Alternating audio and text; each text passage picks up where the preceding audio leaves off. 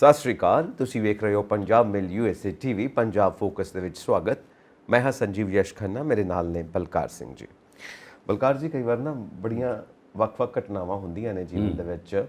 ਸਾਡੇ ਇੱਥੇ ਭਾਰਤ ਦੇ ਵਿੱਚ ਨਾ ਸੜਕਾਂ ਦੇ ਉੱਤੇ ਟ੍ਰੈਫਿਕ ਨੂੰ ਲੈ ਕੇ ਬਹੁਤ ਹੈ ਨਾ, ਪਤਾ ਨਹੀਂ ਲੱਗਦਾ। ਹਾਦਸੇ ਵੀ ਹੁੰਦੇ ਆ, ਹੌਜ-ਪੌਜ ਵੀ ਹੈ, ਕਈ ਕੁਛ ਹੌਜ-ਪੌਜ ਹੀ ਹੈ, ਵਿੱਚ ਹੀ ਟਰੱਕ, ਵਿੱਚ ਹੀ ਬੱਸਾਂ, ਵਿੱਚ ਹੀ ਮੋਟਰਸਾਈਕਲ, ਵਿੱਚ ਹੀ ਪੈਦਲ ਤੁਰੇ ਫਿਰਦੇ ਨੇ। ਇਹ ਖੁਸ਼ਹਾਲੀ ਹੈ, ਇਹਦਾ ਮਤਲਬ ਗੱਡੀਆਂ ਬਹੁਤ ਆ। ਇੱਕ ਵਾਰੀ ਮੈਂ ਦੇਖਿਆ ਹਾਥੀ ਵਾਲਾ ਵੀ ਵਿੱਚ ਹੀ ਤੁਰਿਆ ਫਿਰਦਾ। ਉਹਨੇ ਵੀ ਤਾਂ ਉੱਥੇ ਸੜਕਾਂ ਤੇ ਆਉਣਾ ਹੀ ਹੈ, ਹਾਥੀ ਵਾਲੇ ਨੇ ਕਿੱਧਰ ਜਾਣਾ। ਉੱਥੇ ਜਲਵਾ ਇਹ ਹੁੰਦਾ ਕਿ ਜਿਹੜੇ ਕਾਲਜ ਦੇ ਮੁੰਡੇ ਨੇ, ਇਹਦੇ ਕੋਲ ਬਾਈਕ ਕਿਵੇਂ ਚਲਾਉਣਗੇ, ਜ਼ੂਮ ਜ਼ੂਮ ਜ਼ੂਮ। ਯੰਗ ਮੁੰਡੇ ਆ, ਪਰ ਗਲਤ ਗੱਲ ਹੈਗੀ ਹੈ। ਦੇਖੋ ਬਿਲਕੁਲ, ਉਹ ਇੱਕ ਵਾਰੀ ਤਾਂ ਮੈਂ ਦੇਖਿਆ ਉਹਨੇ ਉਹ ਛੜਾਪਾ ਵੀ ਮਰਵਾ ਦਿੱਤਾ। ਜਦੋਂ ਤੁਸੀਂ ਟ੍ਰੈਫਿਕ ਦੇ ਰੂਲ ਜਾਂ ਨਿਯਮ ਜੇ ਫਾਲੋ ਨਹੀਂ ਕਰੋਗੇ ਤੇ ਉਹਦੇ ਚ ਹਾਦਸੇ ਬਹੁਤ ਹੁੰਦੇ। ਤੇ ਮੈਂ ਆਪਣੀ ਬਾਈਕ ਤੇ ਆਰਾਮ ਨਾਲ ਜਾ ਰਿਹਾ ਤੇ ਇਹ ਜਿਵੇਂ ਵੀਡੀਓ ਗੇਮ ਜਾਂਦੀ ਉਵੇਂ ਗਿਆ।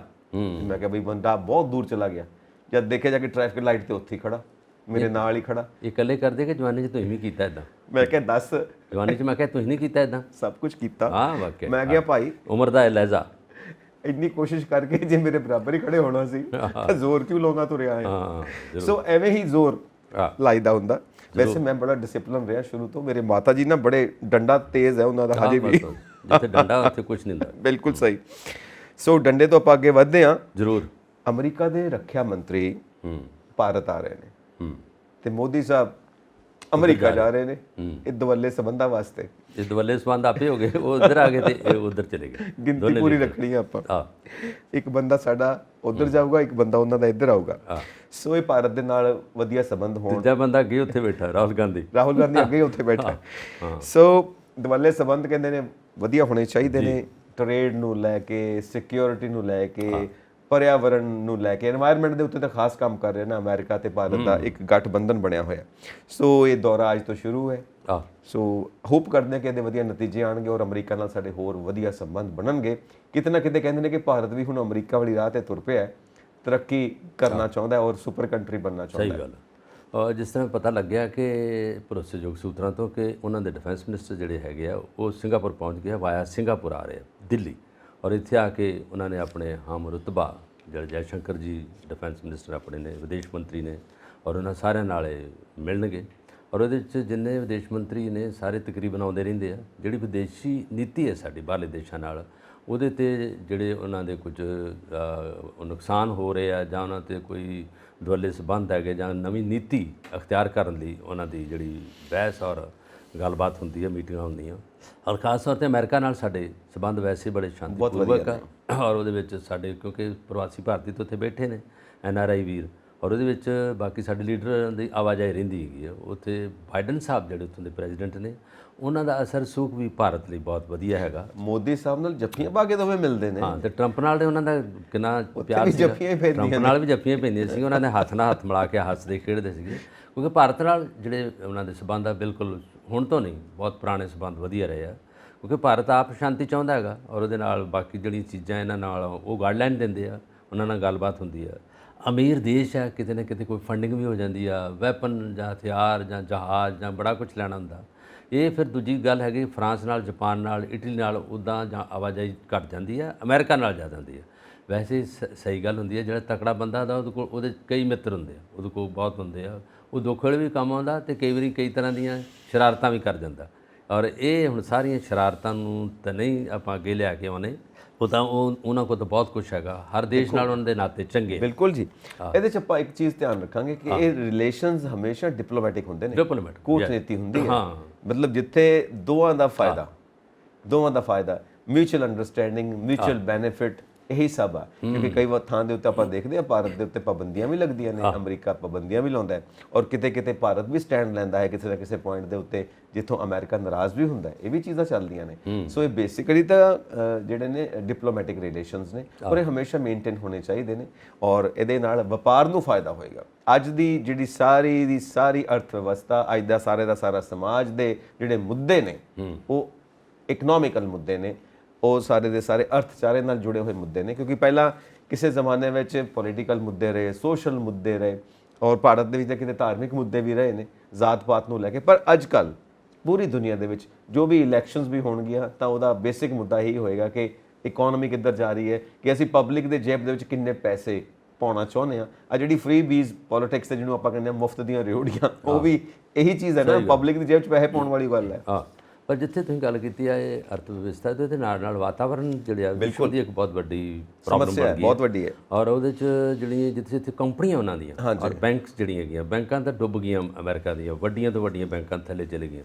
ਉਹਦੀ ਨਿਸਬਤ ਜੇ ਅਸੀਂ ਗੱਲ ਕਰੀਏ ਇੰਡੀਆ ਦੀ, ਤੇ ਇੰਡੀਆ ਜੇ ਸਥਿਰ ਆ ਇਸ ਗੱਲ ਦੀ ਵਜ੍ਹਾ, ਚਾਹੇ ਇੰਟਰਸਟ ਸਾਡਾ ਜ਼ਿਆਦਾ ਹੈਗਾ ਲੋਕਾਂ ਲਈ, ਜਾਂ ਜਿਹਦੇ ਵਿੱਚ ਰੀਅਲ ਏਸਟੇਟ ਦੇ ਵਿੱਚ ਅਸੀਂ ਪੈਸਾ ਬੈਂਕਾਂ ਤੋਂ ਲੈਂਦੇ ਹਾਂ ਉਹਦੇ ਵਿੱਚ ਵੀ ਇੰਟਰਸਟ ਬਹੁਤ ਜ਼ਿਆਦਾ ਹੈਗਾ, ਜੇ ਵਹੀਕਲ ਲੈਂਦੇ ਹਾਂ ਉਹ ਵੀ ਇੰਟਰਸਟ ਜ਼ਿਆਦਾ ਹੈਗਾ, ਪਰ ਉਹਦੇ ਬਾਵਜੂਦ ਵੀ ਬੈਂਕਾਂ ਬਿਲਕੁਲ ਸਟੇਬਲ ਹੈਗੀਆਂ, ਕੋਈ ਬੈਂਕ ਨੂੰ ਕੁਝ ਨਹੀਂ ਹੋਇਆ। ਪਰ ਜਦੋਂ 1975 'ਚ ਐਮਰਜੈਂਸੀ ਲੱਗੀ ਆ, ਇੰਦਰਾ ਗਾਂਧੀ ਨੇ ਨੈਸ਼ਨਲਾਈਜ਼ ਬੈਂਕਾਂ ਕਰਤੀਆਂ ਸੀ, 8 ਬੈਂਕਾਂ ਜਿਹੜੀਆਂ ਨੈਸ਼ਨਲਾਈਜ਼ ਕਰਤੀਆਂ ਐਮਰਜੈਂਸੀ ਦੇ ਵਿੱਚ।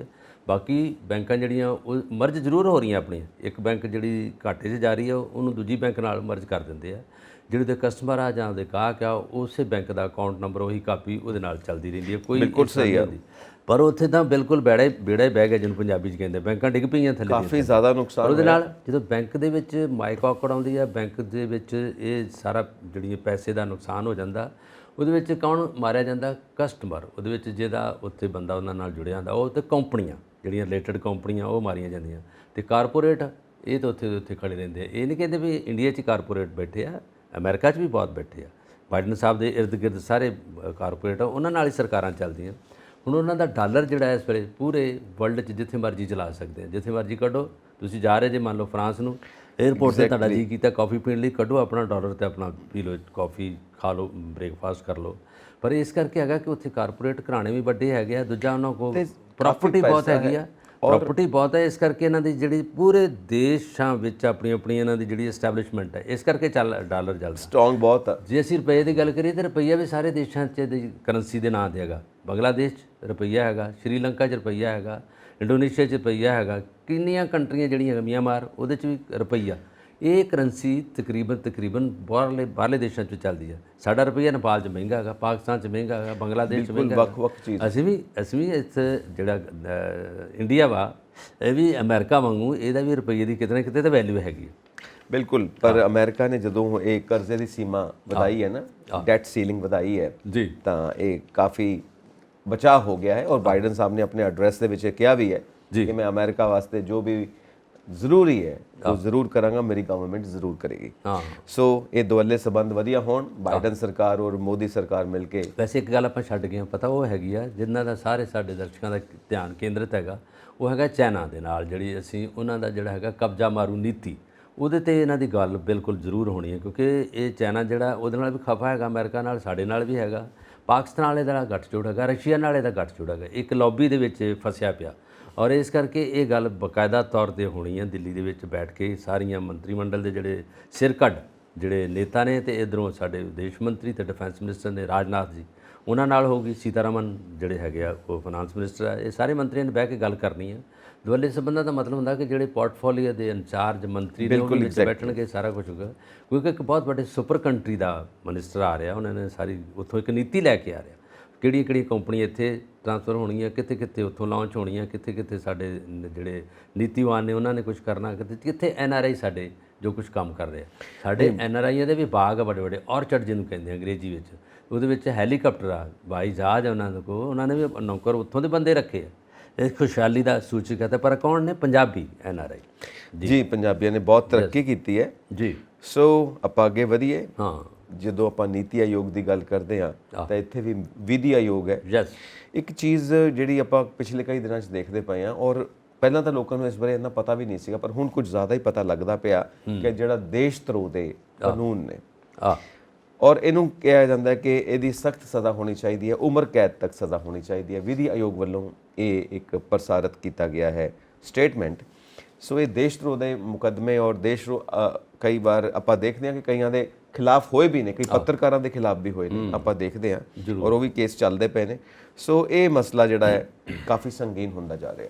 ਵੈਸੇ ਵਿਧੀ ਆਯੋਗ ਨੇ ਜਿਹੜੀ ਹੁਣੇ ਮੀਟਿੰਗ ਹੋਈ ਉਹਨਾਂ ਦੀ, ਉਹਦੇ ਅਧਿਅਕਸ਼ ਜਿਹੜੇ ਹੈਗੇ ਉਹ ਸੁਪਰੀਮ ਕੋਰਟ ਦੇ ਰਿਟਾਇਰਡ ਜੱਜ ਨੇ, ਔਰ ਉਹਨਾਂ ਦੇ ਨਾਲ ਹੋਰ ਵੀ ਜਿਹੜੇ ਬਾਕੀ ਵੀ ਜੁਡੀਸ਼ਰੀ ਨਾਲ ਰਿਲੇਟਡ ਜਿਹੜੇ ਕਾਨੂੰਨ ਨੂੰ ਜਾਣਦੇ ਆ ਉਹ ਲੋਕ ਵਿੱਚ ਸ਼ਾਮਲ ਆ। ਔਰ ਹੁਣੇ ਉਹਨਾਂ ਦੀ ਮੀਟਿੰਗ ਇਹ ਹੋਈ ਆ, ਉਹਨਾਂ ਨੇ ਇੱਕ ਜਿਹੜੇ ਆਰਡਰ ਸੀਗੇ ਸੁਪਰੀਮ ਕੋਰਟ ਦੇ ਉਹ ਪੜ੍ਹੇ ਆ। ਸੁਪਰੀਮ ਕੋਰਟ ਇਹਦੇ 'ਤੇ ਥੋੜ੍ਹੀ ਜਿਹੀ ਢਿੱਲੀ ਹੋ ਗਈ। ਉਹਨਾਂ ਨੇ ਕਹਿਤਾ ਕਿ ਦੇਸ਼ ਧਰੋਹ ਦਾ ਜਿਹੜਾ ਮਾਮਲਾ ਉਹ 3 ਸਾਲ ਦੀ ਸਜ਼ਾ ਤੋਂ ਵੱਧ ਨਹੀਂ ਹੋਊਗਾ। ਇਹਨਾਂ ਨੇ ਕਹਿਤਾ ਨਹੀਂ, ਜਿਹੜਾ ਦੇਸ਼ ਧਰੋਹ ਦਾ ਮਾਮਲੇ 'ਚ ਫੜਿਆ ਜਾਊਗਾ ਉਹਨੂੰ ਉਮਰ ਕੈਦ ਦਿੱਤੀ ਜਾਵੇ। 3 ਸਾਲ ਨਾਲ ਕੋਈ ਗੱਲ ਨਹੀਂ, ਸਖਤ ਤੋਂ ਸਖਤ ਕਾਨੂੰਨ ਹੋਵੇ। ਉਹਨਾਂ ਨੇ ਕਹਿਤਾ ਜਿਹੜੇ ਵੀ ਮੁਸਲਿਮ ਕੰਟਰੀ ਆ ਉਹਦੀ ਉਦਾਹਰਣ ਦੇ ਕੇ ਦੱਸਿਆ ਕਿ ਉੱਥੇ ਦੇਖ ਲਓ ਸਜ਼ਾ ਸਖਤ ਹੈ ਤੇ ਕੋਈ ਅਪਰਾਧ ਨਹੀਂ, ਕੋਈ ਦੇਸ਼ ਧਰੋਹ ਦਾ ਨਹੀਂਗਾ। ਲੋਕ ਆਪਣੇ ਦੇਸ਼ ਨਾਲ ਜੁੜੇ ਹੁੰਦੇ ਆ, ਦੇਸ਼ ਦੀ ਜਿਹੜੀ ਪੈਟਰੋਟਿਜ਼ਮ ਆ ਉਹਨਾਂ ਦੇ ਵਿੱਚ ਹੈਗਾ, ਦੇਸ਼ ਭਗਤੀ ਦਾ ਮਾਮਲਾ ਉਹਨਾਂ 'ਚ ਹੈਗਾ।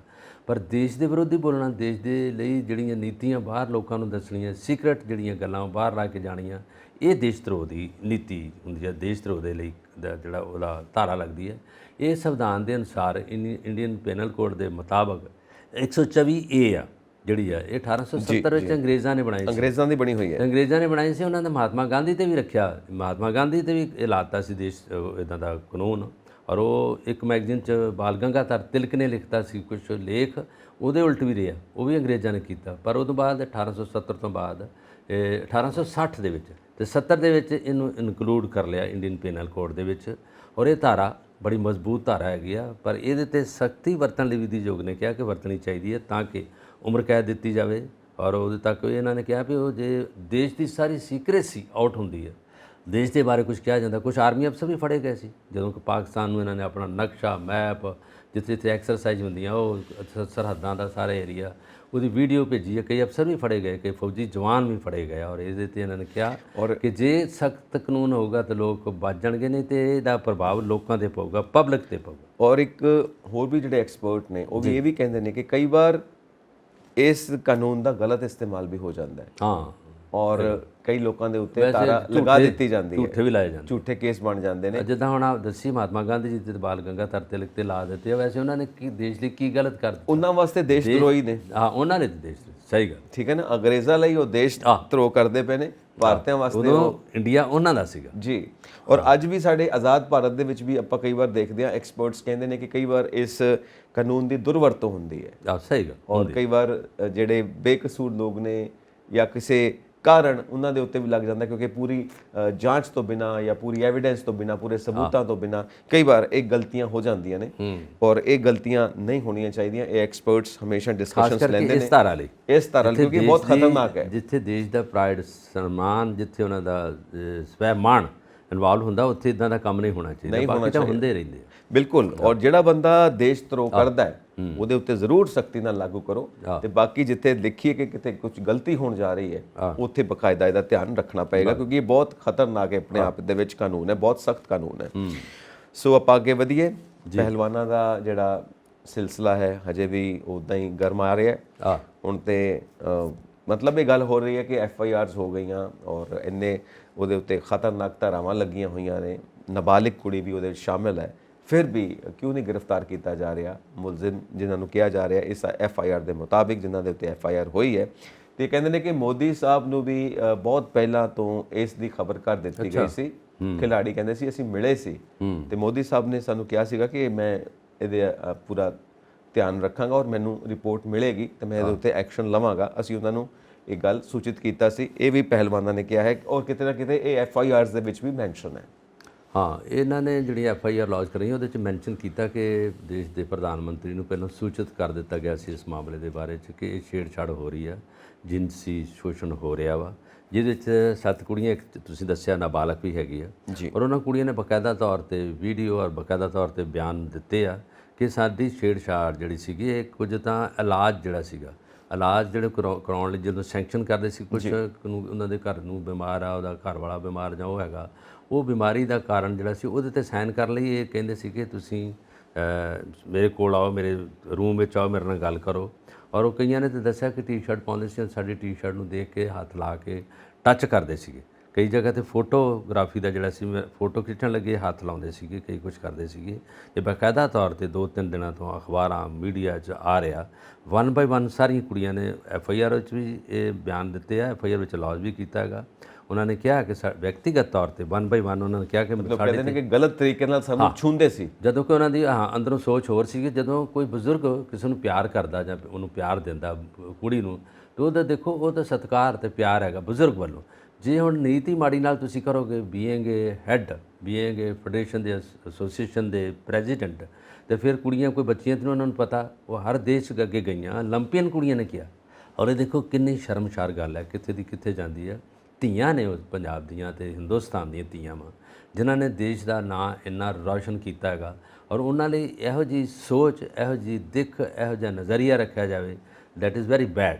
ਜਿੱਥੇ ਜਿੱਥੇ ਵੀ ਲੋਕ ਬੈਠੇ ਨੇ, ਸਾਡੇ NRI ਵੀਰਾਂ ਨੂੰ ਵੀ ਪਤਾ ਹੈਗਾ, ਔਰ ਇਹ ਮਾਮਲਾ ਦਿਨੋਂ ਦਿਨ ਹੋਰ ਵਿਗੜਦਾ ਜਾ ਰਿਹਾ। ਅੱਜ ਜਿਹੜੀ ਤੁਸੀਂ ਗੱਲ ਕੀਤੀ ਹੈ, ਇਹ ਵੀ ਗੱਲ ਵੱਡੀ ਨੁਕਤੇ ਦੀ ਹੈ ਕਿ ਉਹਨਾਂ ਨੇ ਪਹਿਲਾਂ ਜਾਣੂ ਕਰਵਾਤਾ ਸੀ ਦੇਸ਼ ਦੇ ਪ੍ਰਧਾਨ ਮੰਤਰੀ ਨੂੰ, ਹੋਰ ਇਹ ਤੋਂ ਵੱਡਾ ਕੌਣ ਆ? ਜਾਂ ਚੀਫ ਜਸਟਿਸ ਆ, ਜਾਂ ਅੱਗੇ ਪ੍ਰੈਜ਼ੀਡੈਂਟ ਆਫ ਇੰਡੀਆ। ਬਿਲਕੁਲ ਇਹ ਤੋਂ ਵੱਡੀ ਤਾਂ ਕੋਈ ਉਪਾਧੀ ਹੈ ਨਹੀਂ। ਪਰ ਇਹਨਾਂ ਗੱਲਾਂ ਨੂੰ ਨਜ਼ਰਅੰਦਾਜ਼ ਕੀਤਾ ਗਿਆ, ਕਿਸੇ ਪਾਸੇ ਵੀ ਇਹਨਾਂ ਦੀ ਸੁਣੀ ਜਿਹੜੀ ਆ ਅਣਸੁਣੀ ਕਰ ਦਿੱਤੀ ਗਈ, ਤਾਂ ਕਿ ਤਦੇ ਮੈਦਾਨ 'ਚ ਆ ਗਿਆ। ਮੈਦਾਨ 'ਚ ਹੁਣ ਇਹਦੇ ਨਾਲ ਇਹਨਾਂ ਨਾਲ ਹੋਰ ਵੀ ਨਿਤਰਿਆ 83 ਜਿਹੜੀਆਂ ਹੈਗੀਆਂ ਐਸੋਸੀਏਸ਼ਨ ਕ੍ਰਿਕਟ ਦੀਆਂ, ਉਹਨਾਂ ਦੇ ਨੁਮਾਇੰਦੇ, ਉਹਨਾਂ ਦੇ ਜਿਹੜੇ ਵੀ ਪੈਰੋਕਾਰ, ਜਿਹੜੇ ਉਹਨਾਂ ਦੇ ਖਿਡਾਰੀ, ਉਹ ਵੀ ਇਹਦੇ ਵਿੱਚ ਸ਼ਾਮਲ ਹੋ ਗਿਆ। ਪ੍ਰਗਟ ਸਿੰਘ ਜਿਹੜੇ ਕੈਪਟਨ ਰਹੇ ਨੇ ਇੰਡੀਅਨ ਹਾਕੀ ਦੇ, ਉਹ ਵੀ ਵਿੱਚ ਆ ਗਏ ਆ।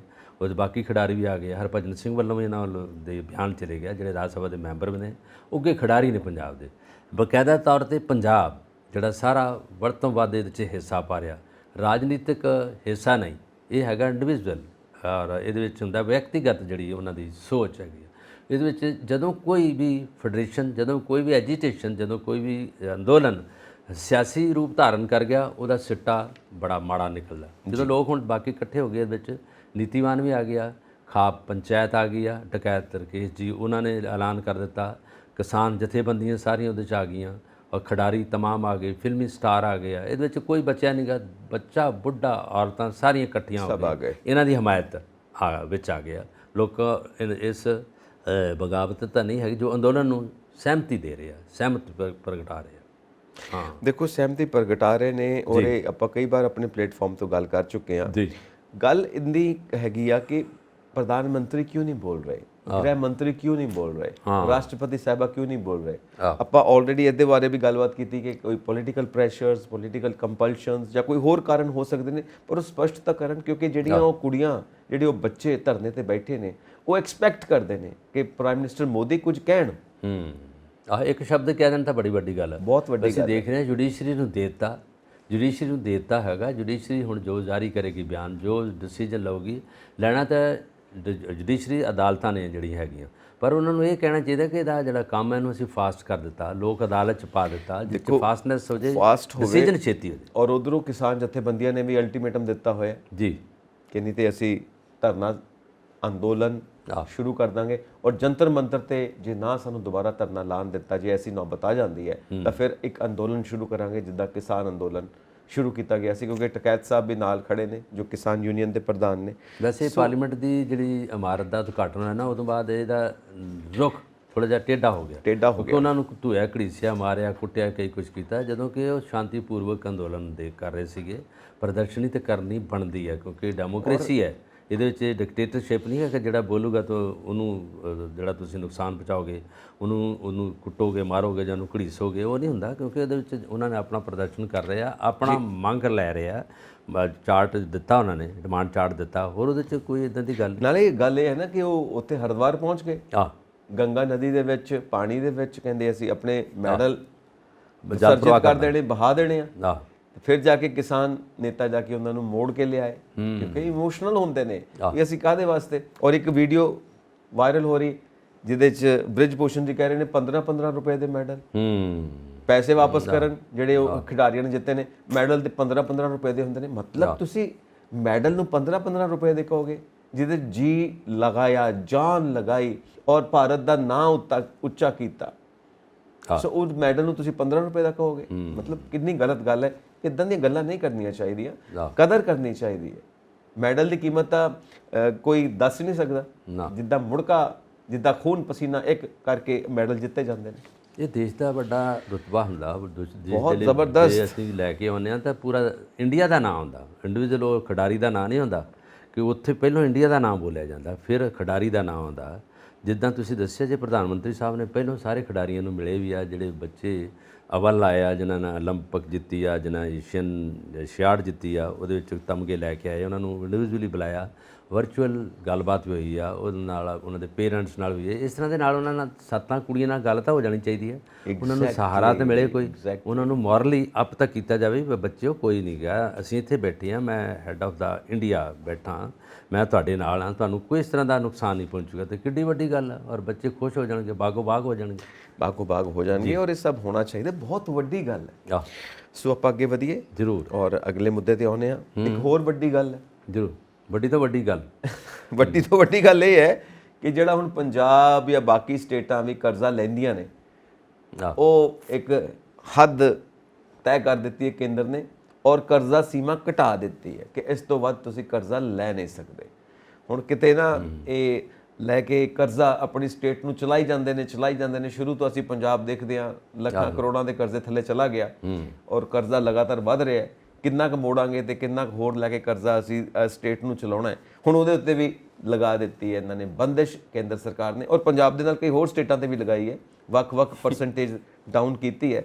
ਹੁਣ ਆਮ ਆਦਮੀ ਪਾਰਟੀ ਵਾਸਤੇ ਬਹੁਤ ਵੱਡੀ ਚੁਣੌਤੀ ਖੜੀ ਹੋ ਗਈ ਹੈ। ਇਹ ਕਹਿੰਦੇ ਨੇ ਕਿ ਜਿੱਦਾਂ ਪੰਜਾਬੀ 'ਚ ਕਿ ਕੇਂਦਰ ਜਿਹੜਾ ਪੰਜਾਬ ਦੇ ਪਿੱਛੇ ਹੱਥ ਧੋ ਕੇ ਪੈ ਗਿਆ। ਪਹਿਲਾਂ ਤਾਂ ਰੂਰਲ ਡਿਵੈਲਪਮੈਂਟ ਜਿਹੜਾ ਫੰਡ ਸੀਗੇ ਉਹ ਵੀ ਰੋਕੇ ਹੋਏ ਨੇ, ਉਹ ਰੋਕ ਹੀ ਲਏ। ਉਹਨਾਂ ਵਿੱਚ ਪੰਚਾਇਤਾਂ ਨੂੰ ਪੈਸਾ ਜਾਂਦਾ ਸੀਗਾ, ਪੰਜਾਬ ਦੇ ਪਿੰਡਾਂ ਦੀਆਂ ਜਿਹੜੀ ਲੁਹਾਰ ਬਦਲਣ ਲਈ ਪੈਸਾ ਜਾਂਦਾ ਸੀ ਕੇਂਦਰ ਵੱਲੋਂ, ਉਹ ਬੰਦ ਹੋ ਗਿਆ।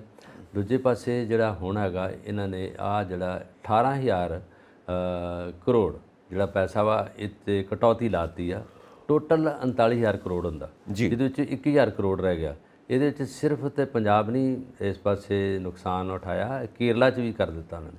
ਕੇਰਲਾ ਦੀ ਸਰਕਾਰ ਜਿਹੜੀ ਆ ਉਹ ਵੀ ਰੋ ਰਹੀ ਆ, ਬੰਗਾਲ ਵਾਲੇ, ਉਹਨਾਂ ਨੂੰ ਪਤਾ ਲੱਗ ਗਿਆ ਕਿ ਸਾਡੇ ਨਾਲ ਵੀ ਕਟੌਤੀ ਹੋ ਗਈ ਆ। ਉਹਨਾਂ ਦਾ ਤਾਂ ਆਪਣੇ ਨਾਲੋਂ ਘੱਟ ਸੀਗਾ, ਆਪਣਾ ਤਾਂ 39,000 ਕਰੋੜ ਸੀਗਾ, ਉਹਦੇ ਵਿੱਚ 1,000 ਕਰੋੜ ਰਹਿ ਗਿਆ। ਬਾਕੀ 18,000 ਕਰੋੜ ਤੇ ਪਾਬੰਦੀ ਲਾਤੀ ਵੀ ਨਹੀਂ, ਇੱਕ ਪਾਈ ਨਹੀਂ ਦਿੱਤੀ ਜਾਊਗੀ। ਔਰ ਆਪਾਂ ਅੱਗੇ ਪਿਛਲੀ ਵਾਰੀ ਜ਼ਿਕਰ ਕੀਤਾ ਸੀ ਕਿ ਪੰਜਾਬ ਦੇ ਮੁੱਖ ਮੰਤਰੀ ਭਗਵੰਤ ਮਾਨ ਉਹਨਾਂ ਦੀ ਮੀਟਿੰਗ ਦੇ ਵਿੱਚ ਨਹੀਂ ਪਹੁੰਚੇ ਔਰ ਮੀਟਿੰਗ 'ਚ ਜਾ ਕੇ ਇਹੋ ਹੀ ਖੇਪ ਪਾਉਣੀ ਆ, ਕੀ ਕਰਨਾ ਉੱਥੇ ਜਾ ਕੇ। ਆਹੀ ਕੁਛ ਹੋ ਗਿਆ। ਜਦੋਂ ਲੋਕਾਂ ਨੇ ਕਹਿਣਾ, ਲੋਕਾਂ ਨੇ ਜਿਹੜੇ ਸਾਡੇ ਸਕੱਤਰ ਨੇ, ਸੈਕਟਰੀਏਟ ਨੇ, ਫਾਈਨਾਂਸ ਮਿਨਿਸਟਰ ਨੇ, ਉਹਨਾਂ ਨੂੰ ਪੁੱਛਣਾ ਭਗਵੰਤ ਜੀ ਅੱਗੇ ਕੀ ਲੈ ਕੇ ਆਏ ਜਣ ਉੱਥੋਂ, ਕੀ ਮਿਲਿਆ ਤੁਹਾਨੂੰ? ਉਹਨਾਂ ਨੂੰ ਹੁਣ ਦੱਸਦਾ, ਉਹਨਾਂ ਨੇ ਕਿਹਾ ਵੀ ਇੱਥੇ ਸਾਨੂੰ ਕੁਝ ਨਹੀਂ ਮਿਲਦਾ ਤੇ ਉੱਥੇ ਦਿੱਲੀ ਜਾ ਕੇ ਕੀ ਮਿਲਣਾ ਗਾ। ਜਿਹਦੇ ਵਿੱਚ ਉਹ ਉਹਨਾਂ ਨੇ ਆਪਣੀ ਰੰਜਿਸ਼ ਦਿਖਾਈ ਆ ਕਿ ਮੈਂ ਮੀਟਿੰਗ ਦਾ ਬਾਈਕਾਟ ਕਰ ਗਿਆ, ਮੈਨੂੰ ਪੈਸਾ ਤਾਂ ਤੁਸੀਂ ਦਿੰਦੇ ਨਹੀਂ ਤੇ ਮੈਂ ਮੀਟਿੰਗ ਕਾਹਦੇ ਲਈ ਕਰਾਂ। ਮੈਂ ਹਵਾਈ ਜਹਾਜ਼ ਫਿਰ ਚਲਾਊਂਗਾ, ਹਵਾਈ ਜਹਾਜ਼ 'ਤੇ ਆਊਂਗਾ, 900 ਬੰਦਾ 1000 ਬੰਦਾ ਫਿਰ ਮੇਰੇ ਨਾਲ ਜਾਊਗਾ ਆਊਗਾ, ਉਹਨਾਂ ਦਾ ਖਰਚਾ ਵੱਖਰਾ ਦਿੱਲੀ ਆਉਣਾ। ਪਰ ਲੋਕ ਕਹਿੰਦੇ ਨੇ ਕੇਜਰੀਵਾਲ ਨੂੰ ਤੇ ਮਿਲ ਜਾਂਦੇ, ਉੱਥੇ ਕਿਉਂ ਗਏ? ਕਿਉਂਕਿ ਉਹ ਬਣਾਉਣ ਵਾਲੇ ਹੈਗੇ। ਕੇਜਰੀਵਾਲ ਨੇ ਅੱਜ ਜਿੱਥੇ ਭਗਵੰਤ ਮਾਨ ਖੜਾ, ਉਹੀ ਉਹਨਾਂ ਦੇ ਪਿੱਛੇ ਹੈਗਾ। ਉਹ ਕਿਉਂ ਭੁੱਲਣਗੇ? ਉਹ 'ਚ ਇੰਡੀਵਿਜੂਅਲ ਸੋਚ ਉਹਨਾਂ ਦੀ, ਜਾਣਾ ਆਉਣਾ, ਸਲਾਹ ਲੈਂਦੇ ਆ, ਉਹਦੇ 'ਚ ਕੀ ਹੈਗਾ। ਅਸੀਂ ਜਿਹੜੇ ਸਾਡੀ ਵਿਰੋਧੀ ਪਾਰਟੀਆਂ ਚਿੱਕੜ ਸੁੱਟਦੀਆਂ, ਹੁਣ ਵਿਰੋਧੀ ਪਾਰਟੀ ਦਾ ਕੋਈ ਬਿਆਨ ਨਹੀਂ ਹੋਣਾ, ਜਿਹਦੇ ਵਿੱਚ ਨਵਜੋਤ ਸਿੱਧੂ ਜੀ ਇੰਨਾ ਬੋਲਦੇ ਆ। ਜਦੋਂ ਹੁਣ 18,000 ਕਰੋੜ ਨਹੀਂ, ਉਹ ਚੁੱਪ ਆ, ਉਹ ਸੌਂ ਜਾਂਦੇ ਆ। ਜਿਸ 'ਚ ਪ੍ਰਤਾਪ ਸਿੰਘ ਬਾਜਵਾ, ਉਹਨਾਂ ਨੂੰ ਵੀ ਪਤਾ ਕੀ ਹੋ ਗਿਆ। ਜਿਸ 'ਚ ਸਾਡੇ ਕਾਂਗਰਸ ਵਾਲੇ ਵੜਿੰਗ ਸਾਹਿਬ ਨੇ, ਉਹਨਾਂ ਨੂੰ ਵੀ ਪਤਾ। ਉਹਨਾਂ ਨੂੰ ਇਹ ਚਾਹੀਦਾ ਜੇ ਪੈਸਾ ਇਕੱਠਾ ਨਹੀਂ ਆ ਰਿਹਾ ਤੇ ਇਹ 'ਚ ਨੁਕਸਾਨ ਕਿਹਨੂੰ ਹੈ? ਲੋਕਾਂ ਨੂੰ ਹੈ। ਤੇ ਇਹ ਨੇਤਾ ਕਹਿੰਦੇ ਦੇ ਲੋਕਾਂ ਦੇ ਨੇਤਾ ਹੈਗੇ। ਇਹ ਕਾਂਗਰਸ ਦੇ ਇਕੱਲੀ ਦੇ ਨੇਤਾ ਨਹੀਂ, ਲੋਕਾਂ ਦੇ ਨੇਤਾ ਬਣਾਏ ਹੋਏ ਗਿਆ। ਕਾਂਗਰਸ ਉਹਦੇ 'ਚ, ਅਕਾਲੀ ਦਲ ਸੁਖਬੀਰ ਬਾਦਲ ਬੋਲੇ ਨਹੀਂ ਗਏ, ਉਹਨਾਂ ਨੂੰ ਪਤਾ ਨਹੀਂ। ਉਹਨਾਂ ਉਦੋਂ ਬੋਲਣਾ ਜਦੋਂ ਭਗਵੰਤ ਮਾਨ ਨੇ ਕੋਈ ਚੰਗਾ ਕੰਮ ਕੀਤਾ, ਉਹਨਾਂ ਕਹਿਣਾ ਆਹ ਦੇਖੋ ਇਹ ਜਿਹੜਾ ਕੰਮ ਕਰ ਰਿਹਾ ਇਹ ਹੈਗਾ। ਔਰ ਲੋਕਾਂ ਨੂੰ ਤਾਂ ਪਤਾ, ਲੋਕ ਇੰਨੇ ਬੱਚੇ ਨਹੀਂ ਹੈਗੇ ਕਿ ਭਗਵੰਤ ਮਾਨ ਦੀ ਜਿਹੜੀ ਕੀਤੀ ਬਦਕੋਈ ਆ, ਨਖੇਦੀ ਕੀਤੀ ਆ, ਉਹਦੇ 'ਤੇ ਇੱਕਦਮ ਉਹ ਕਰ ਲੈਣਗੇ। ਤੁਸੀਂ ਫੇਸਬੁੱਕ ਦੇਖੋ, ਜਿਹੜਾ ਵੀ ਲੋਕ ਰੰਜਿਸ਼ ਜਾਂ ਵਿਰੋਧ ਕਰਦੇ, ਇਹਨਾਂ ਦਾ ਕਰਦੇ ਆ। ਹੁਣ ਉਹਨਾਂ ਨੇ ਕਿਹਾ ਨਵਜੋਤ ਸਿੱਧੂ ਜੀ ਇੰਨਾ ਜ਼ਿਆਦਾ ਬੋਲਦੇ, ਇਹਨਾਂ ਬਾਤ ਗੱਲ ਕਰਦੇ ਆ ਔਰ ਅਰਥਹੀਣ ਹੁੰਦੀਆਂ, ਮੀਨਿੰਗਲੈਸ ਗੱਲਾਂ ਹੁੰਦੀਆਂ, ਜਿਹਦੇ ਵਿੱਚ ਇਹ ਕਹਿੰਦੇ ਜੀ ਇਹ ਭਗਵੰਤ ਮਾਨ ਦਾ ਬੂਥਾ ਦੇਖੋ ਜੀ, ਇਹ ਤਾਂ ਕਦੀ ਮੁੱਖ ਮੰਤਰੀ ਬਣਨ ਵਾਲੇ। ਬੱਚਿਆਂ ਵਾਲੀਆਂ ਗੱਲਾਂ ਨਹੀਂ ਕਰਨੀਆਂ। ਐਗਜ਼ੈਕਟਲੀ, ਮੰਤਰੀ ਤੇ ਮੁੱਖ ਮੰਤਰੀ ਮੈਚੁਰ ਗੱਲਾਂ ਨਹੀਂ, ਮੈਚੁਰ ਗੱਲਾਂ ਹੋਣੀਆਂ ਚਾਹੀਦੀਆਂ, ਜਿਹਦੇ ਵਿੱਚ ਵਿਕਾਸ ਦੀ ਗੱਲਾਂ ਹੋਣ। ਗੱਲ ਇਹ ਹੈ ਕਿ ਉਸ ਤੋਂ ਬਾਅਦ ਜੱਫੀਆਂ ਵੀ ਪਾ ਲੈਂਦੇ ਆ, ਆਪੋ 'ਚ ਲੜੇ ਬਿਕਰਮ ਸਿੰਘ ਮਜੀਠੀਆ ਤੇ ਇਹ ਲੜੇ ਸੀਗੇ, ਹੁਣ ਆਪੋ 'ਚ ਜੱਫੀਆਂ ਪਾ ਲਈ। ਤੇ ਭੁੱਲਰ ਸਾਹਿਬ ਕਹਿੰਦੇ ਨੇ ਕਿ ਇਕੱਠੇ ਹੋ ਕੇ ਚੋਣਾਂ ਵੀ ਲੜ ਲਵੋ, ਇੱਕ ਪਾਰਟੀ ਵੀ ਬਣਾ ਲਵੋ। ਇਹ ਗੱਲ ਹੈ, ਤੁਹਾਡੀ ਗੱਲ ਸਹੀ ਹੈ। ਇਹ ਇਲੈਕਸ਼ਨ ਦਾ ਹੀ ਸਮਝੌਤਾ ਹੈਗਾ। ਇਲੈਕਸ਼ਨ ਆ ਗਈ ਹੈ ਨਾ ਅੱਗੇ, ਇਹਨਾਂ ਨੂੰ ਪਤਾ ਜੁਆਇੰਟ ਹੋ ਜਾਏ ਤੇ ਸਾਡਾ ਕੋਈ ਨਾ ਕੋਈ ਪੈ ਜਾਊਗਾ, ਉੱਦਾਂ ਮਿਲਣਾ ਇੱਕ ਵੋਟ ਬਣ ਗਈ। ਗੱਲ ਇਹ ਹੈ ਨਾ ਕਿ ਨਾ ਦੋਸਤੀ ਪੱਕੀ ਨਾ ਦੁਸ਼ਮਣੀ ਪੱਕੀ, ਫਾਇਦਾ ਦੇਖਣਾ। ਫਾਇਦਾ ਦੋਸਤੀ ਕਰਨ ਤੇ ਤਾਂ ਦੋਸਤੀ ਕਰ ਲਓ, ਦੋਸਤੀ ਨਾ ਕਿਸੇ ਸੇ ਬੈਰ। ਹਾਂ, ਪਰ ਆਪਣੇ ਫਾਇਦੇ ਨਾਲ ਦੋਸਤੀ ਹੈ। ਜੇ ਦੁਸ਼ਮਣੀ ਕਰਨ 'ਚ ਫਾਇਦਾ ਹੈ ਤਾਂ ਦੁਸ਼ਮਣੀ ਕਰ ਲਓ, ਜੇ ਦੋਸਤੀ ਕਰਨ 'ਚ ਫਾਇਦਾ ਹੈ ਤਾਂ ਦੋਸਤੀ ਕਰ ਲਓ। ਪਰ ਦੁਸ਼ਮਣੀ ਸ਼ਬਦ ਆਪਾਂ ਨਹੀਂ ਵਰਤਾਂਗੇ, ਹਾਲਾਂਕਿ ਕਈ ਥਾਂ ਦੇ ਉੱਤੇ ਵਰਤਿਆ ਜਾਂਦਾ। ਰਾਜਨੀਤਿਕ ਦੁਸ਼ਮਣੀ ਹੈ, ਇਹ ਰਾਜਨੀਤਿਕ ਨਹੀਂ। ਇਹਦੇ 'ਚ ਆਪਾਂ ਇਹ ਕਵਾਂਗੇ ਕਿ ਇੱਕ ਦੂਜੇ ਨਾਲ ਵਿਚਾਰ ਨਾ ਮਿਲਣੇ। ਇਹਨੂੰ ਪੰਜਾਬੀ ਚੜ੍ਹੋ ਖਤੀ ਕਹਿ ਸਕਦੇ ਹਾਂ। ਇੱਕ ਦੂਜੇ ਦੇ ਉੱਤੇ ਚੜ੍ਹ ਕੇ ਬੋਲਣਾ, ਇਹ ਚੜ੍ਹੋ ਖਤੀ ਵੀ ਹੋ ਸਕਦੀ ਹੈ। ਜਿਹਨੂੰ ਅਸੀਂ ਕਹਿੰਦੇ ਵੀ ਉਹਨਾਂ ਦੀ ਚੰਗੀ ਗੱਲ ਨੂੰ ਵੀ ਅਸੀਂ ਇੰਨਾ ਬਣਾ ਦੇਣਾ ਕਿ ਇਹ ਕੀ ਗੱਲ ਹੈਗਾ। ਕਿਉਂਕਿ ਇਸ ਕਰਕੇ ਹੁੰਦਾ ਕਿ ਅਸੀਂ ਤਾਂ ਕੀਤਾ ਕੱਖ ਨਹੀਂ, ਇਹ ਕਿੱਦਾਂ ਕਰ ਗਏ, ਹੈ ਨਾ। ਉਹਦੇ ਵਿੱਚ ਹੁਣ ਜੇ ਸਾਰੇ ਲੋਕ ਖੁਸ਼ ਹੈ ਕਿ ਬਿਜਲੀ ਜ਼ੀਰੋ ਬਿੱਲ ਆ ਰਹੇ ਲੋਕਾਂ ਦੇ, ਗਰੀਬਾਂ ਦੇ ਵੀ ਆ ਰਹੇ ਆ, ਜਨਰਲ ਕੈਟਾਗਰੀ ਦੇ ਆ ਰਿਹਾ। ਔਰ ਪਹਿਲੇ ਮੁੱਖ ਮੰਤਰੀ ਜੀ ਨੇ ਜਨਰਲ ਕੈਟਾਗਰੀ ਨੂੰ ਇਹ ਸਹੂਲਤਾਂ ਦੇ ਦਿੱਤੀਆਂ ਔਰ ਲੋਕ ਖੁਸ਼ ਹੈਗੇ। ਜਨਰਲ ਕੈਟਾਗਰੀ 2 ਕਿੱਲਿਆਂ ਵਾਲਾ ਕਿੰਨਾ ਕੁ ਵੱਡਾ ਵਿਚਾਰਾ ਅਮੀਰ ਹੁੰਦਾ, 2.5 ਕਿੱਲਿਆਂ ਵਾਲਾ ਕਿੰਨਾ ਅਮੀਰ ਹੁੰਦਾ ਵਿਚਾਰਾ, ਬਿੱਲ ਕਿੱਥੋਂ ਦਊਗਾ? 17,000 18,000, ਹੈ ਨਾ। ਉਹ ਸਾਰਾ ਇੱਕ ਪਾਸੇ ਮੌਸਮ ਬੜਾ ਖੁਸ਼ਗਵਾਰ ਆ ਗਿਆ, ਏਸੀ ਨਹੀਂ ਚੱਲ ਰਹੇ, ਪੱਖੇ ਵੀ ਬੰਦ ਕਰ ਲਓ ਤਾਂ ਕੋਈ ਨਹੀਂ ਹੁੰਦਾ। ਇਹ ਜਨਵਰੀ ਮਹੀਨੇ ਵਰਗੇ ਹਿਮਾਚਲ 'ਚ ਤਾਂ ਆ ਗਿਆ, ਆਪਣੇ ਵੀ ਸਤੰਬਰ ਨਵੰਬਰ ਦਾ ਉਹ ਆ ਗਿਆ ਮਹੀਨਾ। ਔਰ ਇਸ ਕਰਕੇ ਵੀ ਆ ਤੁਹਾਡੇ ਨਾਲ ਕੁਦਰਤ ਵੀ ਨਾਲ ਹੀ ਆਉਂਦੀ ਆ, ਨਹੀਂ ਤੇ ਕਦੇ ਵੀ ਮਈ ਜੂਨ ਦਾ ਮਹੀਨਾ ਇਸ ਤਰ੍ਹਾਂ ਦਾ ਜਿਹੜਾ ਠੰਡਾ ਮਹੀਨਾ ਨਹੀਂ ਆਉਂਦਾ, ਔਰ ਕਦੀ ਮੀਂਹ ਇੰਨਾ ਨਹੀਂ ਪੈਂਦਾ। ਕਈ ਲੋਕ ਦੱਸਦੇ ਆਂ ਦੇ ਇੰਦਰ ਦੇਵਤਾ ਨੂੰ ਸ਼ਾਇਦ ਇਹ ਮਹੀਨਾ ਭੁੱਲ ਗਿਆ, ਉਹਨਾਂ ਨੇ ਜੂਨ ਜੁਲਾਈ ਨੂੰ ਸਮਝ ਲਿਆ ਕਿ ਇਹ ਸਾਵਣ ਦਾ ਮਹੀਨਾ ਹੈਗਾ। ਹਾਂ ਬਿਲਕੁਲ, ਕੁਦਰਤ ਵੱਲੋਂ ਵੀ ਫ੍ਰੀ ਦੀਆਂ ਰਿਓੜੀਆਂ ਫ੍ਰੀ ਮਿਲਦੀਆਂ ਪਈਆਂ, ਖਾ ਲਓ। ਫ੍ਰੀ ਦੀਆਂ ਰੇੜੀਆਂ ਮਿਲ ਗਈਆਂ ਮਿੱਠੀਆਂ, ਨਾਲੇ ਤਿਲ ਲੱਗੇ ਨੂੰ ਤਿਲ ਮਿੱਠੀਆਂ ਤੋਂ ਮੈਨੂੰ ਯਾਦ ਆਇਆ, ਹੈ ਗੁੜ ਦੀਆਂ ਕਿ ਖੰਡ ਦੀਆਂ, ਜਿਹੜੀਆਂ ਪਸੰਦ ਨੇ ਹੈ ਤਾਂ ਮਿੱਠੀਆਂ ਹੀ ਆ। ਮਿੱਠੀਆਂ ਤੋਂ ਮੈਨੂੰ ਯਾਦ ਆਇਆ, ਅਟਲ ਬਿਹਾਰੀ ਵਾਜਪਾਈ ਇੱਕ ਵਾਰੀ ਲੈਕਚਰ ਦੇ ਰਹੇ ਸੀ, ਤੇ ਉਦੋਂ ਪਹਿਲਾਂ ਉਹਨਾਂ ਦੀ ਸਰਕਾਰ ਸੀ ਜਨਤਾ ਪਾਰਟੀ ਦੀ, ਫਿਰ ਕਾਂਗਰਸ ਦੀ ਬਣੀ, ਤੇ ਆਪਣੇ ਲੈਕਚਰ 'ਚ ਕੀ ਕਹਿੰਦੇ ਨੇ ਕਿ ਕਾਂਗਰਸ 5 ਰੁਪਏ ਕਿਲੋ ਚੀਨੀ ਵੇਚਦੀ ਹੈ, ਅਸੀਂ 2 ਰੁਪਏ ਕਿਲੋ ਵੇਚਦੇ ਸੀ। ਮੇਰਾ ਖਿਆਲ ਸਾਡੀ ਚੀਨੀ ਮਿੱਠੀ ਨਹੀਂ ਸੀ, ਤਾਂ ਹੀ ਤੁਸੀਂ ਸਾਨੂੰ ਹਰਾਤਾ। ਮਿੱਠਾ ਕੱਢਿਆ ਸੀ ਉੱਥੋਂ, ਮਿੱਠਾ ਕੱਢਿਆ ਹੋਇਆ ਸੀ। ਚਲੋ ਅੱਗੇ ਵਧਦੇ ਹਾਂ ਜੀ। ਅੱਗੇ ਇਹ ਹੈ ਜੀ ਕਿ ਸ਼੍ਰੋਮਣੀ ਕਮੇਟੀ ਦਾ ਵਫਦ ਗ੍ਰਹਿ ਮੰਤਰੀ ਅਮਿਤ ਸ਼ਾਹ ਨੂੰ ਦਿੱਲੀ ਜਾ ਕੇ ਮਿਲਿਆ। ਇੱਕ ਤਾਂ ਰਾਹੁਲ ਗਾਂਧੀ ਦੀ ਸਟੇਟਮੈਂਟ ਜਿਹੜੀ ਅਮਰੀਕਾ 'ਚ ਦਿੱਤੀ ਹੈ, ਖੈਰ ਇੱਕ ਤਾਂ ਉਹ ਵੀ ਗੱਲਾਂ ਹੋਣਗੀਆਂ ਹੀ, ਪਰ ਵੱਖਰੀਆਂ ਗੱਲਾਂ ਨੇ। ਪਰ ਉਹਨਾਂ ਦਾ ਮਿਲਣਾ, ਕਿਉਂਕਿ ਸ਼੍ਰੋਮਣੀ ਕਮੇਟੀ ਲੋਕ ਸਭਾ ਇਲੈਕਸ਼ਨਸ ਵੀ ਆ ਰਹੀਆਂ ਨੇ, ਹੋਰ ਵੀ ਬਹੁਤ ਕੁਝ ਚਾਹੀਦੀ ਆ, ਔਰ ਬੰਦੀ ਸਿੰਘਾਂ ਦੀ ਗੱਲ ਵੀ ਲਗਾਤਾਰ ਚੱਲਦੀ ਪਈ ਹੈ। ਸੋ ਇਹ ਪੂਰਾ ਕੀ ਡਿਸਕਸ਼ਨਸ ਹੋਈਆਂ ਨੇ ਉਹਨਾਂ ਦੀਆਂ? ਹਾਂ, ਇਹਦੇ 'ਚ ਜਿਹੜਾ ਇਹਨਾਂ ਦਾ ਆਯੋਗ ਗਿਆ ਵਾ, ਜਿਹੜਾ ਵਫਦ ਗਿਆ ਵਾ ਦਿੱਲੀ ਅਮਿਤ ਸ਼ਾਹ ਨੂੰ ਮਿਲਣ ਲਈ, ਕਿਉਂਕਿ ਉਹ ਹੋਮ ਮਿਨਿਸਟਰ ਨੇ, ਬਹੁਤ ਵੱਡੀ ਪਾਵਰ ਵਾਲੇ ਨੇਤਾ ਨੇ, ਔਰ ਜਿਨ੍ਹਾਂ ਕੋਲ ਜਾਣਾ ਜੋ ਮਨਾਉਣਾ ਉਹਨਾਂ ਲਈ ਉਹ ਬੜੀ ਵੱਡੀ ਗੱਲ ਹੁੰਦੀ ਆ। ਔਰ ਇਹਦੇ 'ਚ ਅਗਵਾਈ ਕੀਤੀ ਆ ਹਰਜਿੰਦਰ ਸਿੰਘ ਧਾਮੀ ਹੋਰਾਂ ਨੇ, ਜਿਹੜੇ ਸ਼੍ਰੋਮਣੀ ਕਮੇਟੀ ਅੰਮ੍ਰਿਤਸਰ ਦੇ ਪ੍ਰਧਾਨ ਨੇ। ਔਰ ਉਹਨਾਂ ਨੇ ਇਹ ਕਹਿਤਾ ਕਿ ਅਸੀਂ ਇਕੱਠੇ ਹੋ ਕੇ ਇਸ ਕਰਕੇ ਗਏ ਚੱਲੇ ਹਾਂ ਕਿ ਕੁਝ ਪੰਜਾਬ ਦੇ ਵਿਕਾਸ ਦੀਆਂ ਗੱਲਾਂ ਹੋ ਰਹੀਆਂ, ਪੰਜਾਬ ਵਿੱਚ ਜਿਹੜਾ ਗੈਂਗਵਾਦ ਫੈਲ ਗਿਆ ਇਹਦੀ ਵੀ ਉਹਨਾਂ ਨਾਲ ਗੱਲ ਕਰਨੀ, ਕਿਉਂਕਿ ਹੋਮ ਮਿਨਿਸਟਰ ਦੇ ਅੰਡਰ ਹੁੰਦੀ ਸਾਰਾ ਦੇਸ਼ ਦੀ ਸੁਰੱਖਿਆ। ਉਹਨਾਂ ਨੇ ਉਹ ਆ ਪੰਜਾਬ ਦੇ ਵਿਕਾਸ ਬਾਰੇ, ਕੁਝ ਫੰਡਾਂ ਬਾਰੇ ਵੀ ਗੱਲ ਕਰਨਗੇ, ਪੰਜਾਬ ਦੇ ਜਿਹੜੇ ਫੰਡ ਰੋਕੇ ਗਏ ਆ ਉਹਦੇ ਵਿੱਚ ਇਹ ਕੀ ਊਣਤਾਈ ਰਹਿ ਗਈ ਪੰਜਾਬ ਦੀ, ਔਰ ਬਾਕਾਇਦਾ ਪੰਜਾਬ ਦੀ ਗੱਲ ਕਰਨ ਗਏ ਆ।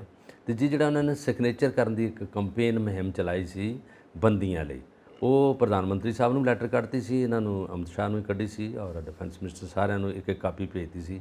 ਉਹ ਹੁਣ ਵਰਬਲੀ ਉਹਨਾਂ ਨਾਲ ਫੇਸ ਟੂ ਫੇਸ ਗੱਲ ਕਰਨ ਗਏ ਕਿ ਉਹਨਾਂ ਕੋਲ ਕੀ ਖੁਨਾਮੀ ਹੋ ਗਈ, ਜਿਹੜੇ ਇਸ ਵੇਲੇ ਪੂਰੀ ਦੀ ਪੂਰੀ ਸਜ਼ਾ ਭੁਗਤ ਚੁੱਕੇ ਆ, ਔਰ ਉਹਨਾਂ ਦੇ ਬੱਚੇ ਉਡੀਕ ਰਹੇ ਆ ਕਿ ਅੱਜ ਆਉਣਗੇ ਕੱਲ੍ਹ ਆਉਣਗੇ, ਜਿਹੜੇ ਅਜੇ ਤੱਕ ਘਰ ਦੀਆਂ ਬਰੂਹਾਂ ਨਹੀਂ ਲੰਘੇ, ਔਰ ਉਹਨਾਂ ਦੇ ਤੇਲ ਚੋਣ ਲਈ ਵੀ ਸਾਡੇ ਘਰ ਆ, ਉਹਨਾਂ ਦੇ ਮਾਵਾਂ ਅਜੇ ਉਡੀਕ ਰਹੀਆਂ ਕਿ ਸਾਡੇ ਪੁੱਤ ਉੱਥੋਂ ਬਰੀ ਹੋ ਕੇ ਆ ਰਹੇ ਆ, ਉੱਥੋਂ ਵਾਪਸ ਆ ਰਹੇ ਆ। ਇਹ ਸਾਰੀ ਜਿਹੜੀ ਗੱਲ ਆ ਉਹਨਾਂ ਨੇ ਹੋਮ ਮਿਨਿਸਟਰ ਸਾਹਿਬ ਨਾਲ ਗੱਲ ਕਰਨ ਗਏ ਆ, ਬੰਦੀ ਸਿੰਘਾਂ ਨੂੰ ਉੱਥੋਂ ਛਡਾਉਣ ਲਈ, ਉਹਦੇ ਵਿੱਚ ਵੀ ਇਹ ਸਾਰਾ ਕੁਝ ਹੈਗਾ। ਦੂਜਾ ਇਹਨਾਂ ਦੀ ਇਲੈਕਸ਼ਨ ਵੀ ਆ ਰਹੀ ਹੈ ਸ਼੍ਰੋਮਣੀ ਕਮੇਟੀ ਦੀ, ਉਹਦੀਆਂ ਵੋਟਾਂ ਵੀ ਬਣ ਗਈਆਂ। DC ਜਿਹੜੇ ਜ਼ਿਲ੍ਹੇ ਦੇ ਉਹਨਾਂ ਦੇ ਅੰਡਰ ਹੁੰਦਾ, ਔਰ ਜਿਹਦੇ ਵਿੱਚ ਜਿਹੜੇ ਸਾਬਤਸੂਰਤ ਸਿੱਖ ਨੇ ਉਹਨਾਂ ਦੀ ਵੋਟਾਂ ਬਣ ਗਈਆਂ, ਔਰ ਉਹਨਾਂ ਦੇ ਇਹ ਨਹੀਂ ਵੀ ਪਗੜੀ ਬੰਨ੍ਹ ਰਿਹਾ ਅਤੇ ਦਾੜੀ ਕੱਟ ਰਿਹਾ ਉਹਦੀ ਨਹੀਂ ਬਣੂਗੀ, ਜਿਹੜਾ ਸਾਬਤਸੂਰਤ ਸਿੱਖ ਆ ਉਹਦੀ ਵੋਟ ਬਣ ਸਕਦੀ, ਉਹਦੀ ਵਾਈਫ ਦੀ ਵੀ ਬਣੂਗੀ ਨਾਲ। ਔਰ ਇਹਦੇ ਵਿੱਚ ਇਹ ਵੀ ਕਿਹਾ ਵੀ ਲੇਡੀਜ਼ ਦੀ ਖਾਸ ਤੌਰ 'ਤੇ ਕਰਨੀਆਂ ਚਾਹੀਦੀਆਂ, ਉਹ ਉਹਨਾਂ ਦੇ ਸਾਰਾ ਕੁਝ ਸਾਬਤਸੂਰਤ ਔਰਤਾਂ ਨੇ, ਔਰ ਸਿੱਖੀਜ਼ਮ ਨੂੰ ਮੰਨਦੀਆਂ ਨੇ, ਗੁਰੂ ਨਾਨਕ ਸਾਹਿਬ ਦੀ ਉਪਾਸ਼ਕ ਨੇ, ਮੰਨਣਯੋਗ ਨੇ, ਔਰ ਉਹਨਾਂ ਲਈ ਖਾਸ ਤੌਰ 'ਤੇ ਇਹਦੇ 'ਤੇ ਗੱਲ ਹੋਈ ਆ। ਔਰ ਇਹ ਸਾਰੇ ਮਸਲੇ ਲੈ ਕੇ ਉਹ ਦਿੱਲੀ ਪਹੁੰਚ ਗਿਆ, ਔਰ ਤੁਹਾਨੂੰ ਪਤਾ ਉਹ ਵੀ ਐਡਵੋਕੇਟ ਆ, ਉਹਨਾਂ ਕੋਲ ਵੀ ਇੱਦਾਂ ਦੀਆਂ ਗੱਲਾਂ ਬੜੀਆਂ ਨੁਕਤੇ ਵਾਲੀਆਂ ਹੁੰਦੀਆਂ, ਬੜੇ ਕਾਨੂੰਨੀ ਸਲਾਹਕਾਰ ਨੇ। ਬਾਦਲ ਸਾਹਿਬ ਨੇ ਉਹਨਾਂ ਨੂੰ ਤਦੇ ਦੁਬਾਰਾ ਲੈ ਆਂਦਾ ਸੀ, ਜਿਹਦੇ ਵਿੱਚ ਕਈ ਉਹਨਾਂ ਦੀ ਮੁਖਾਲਫਤ ਹੋਈ। ਦੁਬਾਰਾ ਉਹਨਾਂ ਨੇ ਕਿਹਾ ਵੀ ਜਿਹੜੇ ਆ ਰੁਕਾ ਜਾਂ ਜਿਹੜਾ ਲਿਫਾਫਾ ਬੰਦ ਪ੍ਰਧਾਨ ਨਹੀਂ ਬਣਨ ਦੇਣਾ ਐਤਕੀ, ਉਹਦੇ 'ਚ ਬੜੀਆਂ ਜਿਹੜੀਆਂ ਉਹਨਾਂ ਦੇ ਉੱਤੇ ਦੋਸ਼ ਮੜੇ ਗਏ, ਕੀ ਕੁਛ ਹੋਇਆ। ਉਹ ਫਿਰ ਉਸ ਉਪਾਧੀ 'ਤੇ ਆ ਗਏ। ਔਰ ਤੇਜਾ ਸਿੰਘ ਸਮੁੰਦਰੀ ਹਾਲ ਦੇ ਵਿੱਚ ਪਹਿਲਾਂ ਮੀਟਿੰਗ ਹੋਈ ਆ, ਉਹਦੇ 'ਚ ਸਾਰੇ ਸੀਨੀਅਰ ਮੈਂਬਰ ਸ਼੍ਰੋਮਣੀ ਕਮੇਟੀ ਦੇ ਹਾਜ਼ਰ ਹੋਏ ਆ, ਔਰ ਜੋ ਮਤੇ ਪਾਸ ਹੋਏ ਉਹਦੇ ਵਿੱਚ ਉਹੀ ਸਾਰੇ ਮਤੇ ਲਿਜਾ ਕੇ ਦਿੱਲੀ ਡਿਸਕਸ ਕਰਨੇ ਆ। ਵਫਦ ਦਾ ਮਤਲਬ ਵੀ ਸਾਰੇ ਨਹੀਂ ਜਾਣਗੇ, ਸਿਲੈਕਟਡ ਗਿਣੇ ਚੁਣੇ ਜਿਹੜੇ ਉਪਾਧੀ ਧਾਰਕ ਨੇ ਉਹ ਬੰਦੇ ਜਾਣਗੇ, ਔਰ ਪੰਜਾਬ ਦੇ ਲਈ ਉਹਦਾ ਮੂੰਹ ਮਹਾਂਦਰਾ ਜ਼ਿਆਦਾ ਵਧੀਆ ਬਣਾਉਣ ਲਈ, ਉਹਦੇ ਵਿੱਚ ਜਿਹੜੀਆਂ ਸਮੱਸਿਆਵਾਂ ਨੇ ਪੰਜਾਬ ਦੀਆਂ ਉਹਨਾਂ ਨੂੰ ਡਿਸਕਸ ਕਰ ਲਈ ਉੱਥੇ ਜਾ ਗਏ ਆ। ਬਹੁਤ ਵੱਡੀ ਗੱਲ ਹੈਗੀ ਆ। ਔਰ ਇਹ ਸੁਖਬੀਰ ਬਾਦਲ ਜੀ ਦੀ ਸਾਰਾ ਕੁਝ ਯੋਗ ਅਗਵਾਈ ਆ। ਉਹਨਾਂ ਨੇ ਕਿਹਾ ਸੀ ਕਿ ਬੰਦੀ ਸਿੰਘਾਂ ਨੂੰ ਛਡਵਾਈਏ ਜਦੋਂ ਤੋਂ ਹੈਗਾ, ਕਿਉਂਕਿ ਬਾਦਲ ਸਾਹਿਬ ਦਾ ਇੱਕ ਸੁਪਨਾ ਸੀਗਾ ਕਿ ਇਹਨਾਂ ਨੂੰ ਲੈ ਕੇ ਆਈਏ। ਪਰ ਬਹੁਤ ਲੋਕਾਂ ਨੇ ਕਿਹਾ ਜਦੋਂ ਇਹ ਆਪ ਸੀ ਗੱਦੀ 'ਤੇ ਬੈਠੇ, ਜਦੋਂ ਇਹਨਾਂ ਕੋਲ ਰਹੇ ਉਦੋਂ ਤਾਂ ਬੰਦੀ ਸਿੰਘ ਵਿਚਾਰੇ ਕਰ ਰਹੇ ਸੀਗੇ, ਸਜ਼ਾ ਭੁਗਤ ਰਹੇ, ਉਦੋਂ ਕਿਉਂ ਨਹੀਂ ਛਡਾਏ। ਪਰ ਇਹਦੇ ਵਿੱਚ ਇਹ ਗੱਲ ਹੈਗੀ ਕਿ ਉਦੋਂ ਇਹਨਾਂ ਦੀ ਸਜ਼ਾ ਨਹੀਂ ਸੀ ਪੂਰੀ ਹੋਈ, ਹੁਣ ਸਜ਼ਾ ਪੂਰੀ ਹੋ ਗਈ ਹੈ ਉਹਨਾਂ ਵਿੱਚ, ਜਿਹਦੇ ਵਿੱਚ ਸਾਰਿਆਂ ਨੂੰ ਲਿਆ ਕੇ ਉਹਨਾਂ ਨੇ ਹੁਣ ਉਹ ਕਹਿੰਦੇ ਵੀ ਉਹਨਾਂ ਨੂੰ ਘਰੋਂ ਘਰ ਭੇਜੀਏ।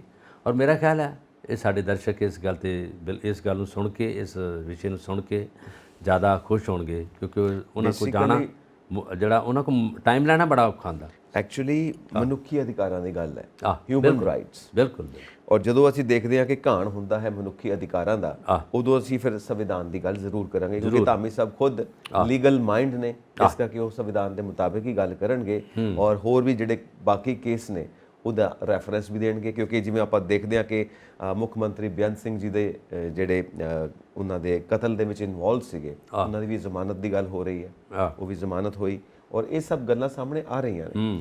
ਸੋ ਕਈ ਵਾਰ ਕੀ ਹੁੰਦਾ ਹੈ ਕਿ ਕੁਝ ਲੋਕਾਂ ਨੂੰ ਪਹਿਲਾਂ ਵੀ ਬਰੀ ਕੀਤਾ ਗਿਆ ਜਿਨ੍ਹਾਂ ਨੂੰ ਇਹਨਾਂ ਕੇਸਾਂ ਦੇ ਵਿੱਚ। ਗੁਜਰਾਤ 'ਚ ਬਿਲਕਿਸ ਬਾਨੋ ਵਾਲਾ ਕੇਸ ਜਿਹੜਾ ਹੈਗਾ 11 ਬੰਦੇ ਘਰ ਬੈਠੇ ਆ, ਉਹ ਵੀ ਤਾਂ ਇੰਨਾ ਵੱਡਾ ਤਸ਼ੱਦਦ, ਇੰਨਾ ਵੱਡਾ ਰੇਪ, ਇੰਨਾ ਵੱਡਾ ਖੂਨ ਖਰਾਬਾ ਕਰਕੇ ਘਰ ਬੈਠੇ ਆ। ਉਹ ਕਿਸ ਤਰ੍ਹਾਂ ਆ ਗਏ? ਉੱਥੇ ਲੋਕਤੰਤਰ ਕਿੱਥੇ ਆ? ਉੱਥੇ ਸੰਵਿਧਾਨ ਕਿੱਥੇ? ਉੱਥੇ ਜੁਡੀਸ਼ਰੀ ਕਿੱਥੇ ਆ? ਉੱਥੇ ਕਿੱਦਾਂ ਦੀਆਂ ਜਿਹੜੀਆਂ ਸਲਾਹਾਂ ਦਿੱਤੀਆਂ ਜਾਂਦੀਆਂ, ਇਹ ਵੀ ਤਾਂ ਹੈਗੀਆਂ। ਪੈਰੋਲ ਤੇ ਆ ਕੇ ਮੁੜ ਕੇ ਉਹਨਾਂ ਨੂੰ ਛੁੱਟੀਆਂ ਮਿਲ ਗਈਆਂ ਸਾਰੀਆਂ। ਬਿਲਕੁਲ। ਔਰ ਸੱਚਾ ਸੌਦੇ ਵਾਲਾ ਜਿਹੜਾ ਹੈਗਾ ਪੈਰੋਲ ਚੱਲਦੀ ਆ, ਪੈਰੋਲ ਤੇ ਹਰ ਤੀਜੇ ਮਹੀਨੇ ਆ ਜਾਂਦਾ। ਉਦੋਂ ਕੀ ਹੁੰਦਾ? ਉਹ ਕਿਸ ਤਰ੍ਹਾਂ ਆ ਰਿਹਾ? ਉਦੋਂ ਇੰਡੀਆ ਕਿੱਥੇ ਹੈਗਾ?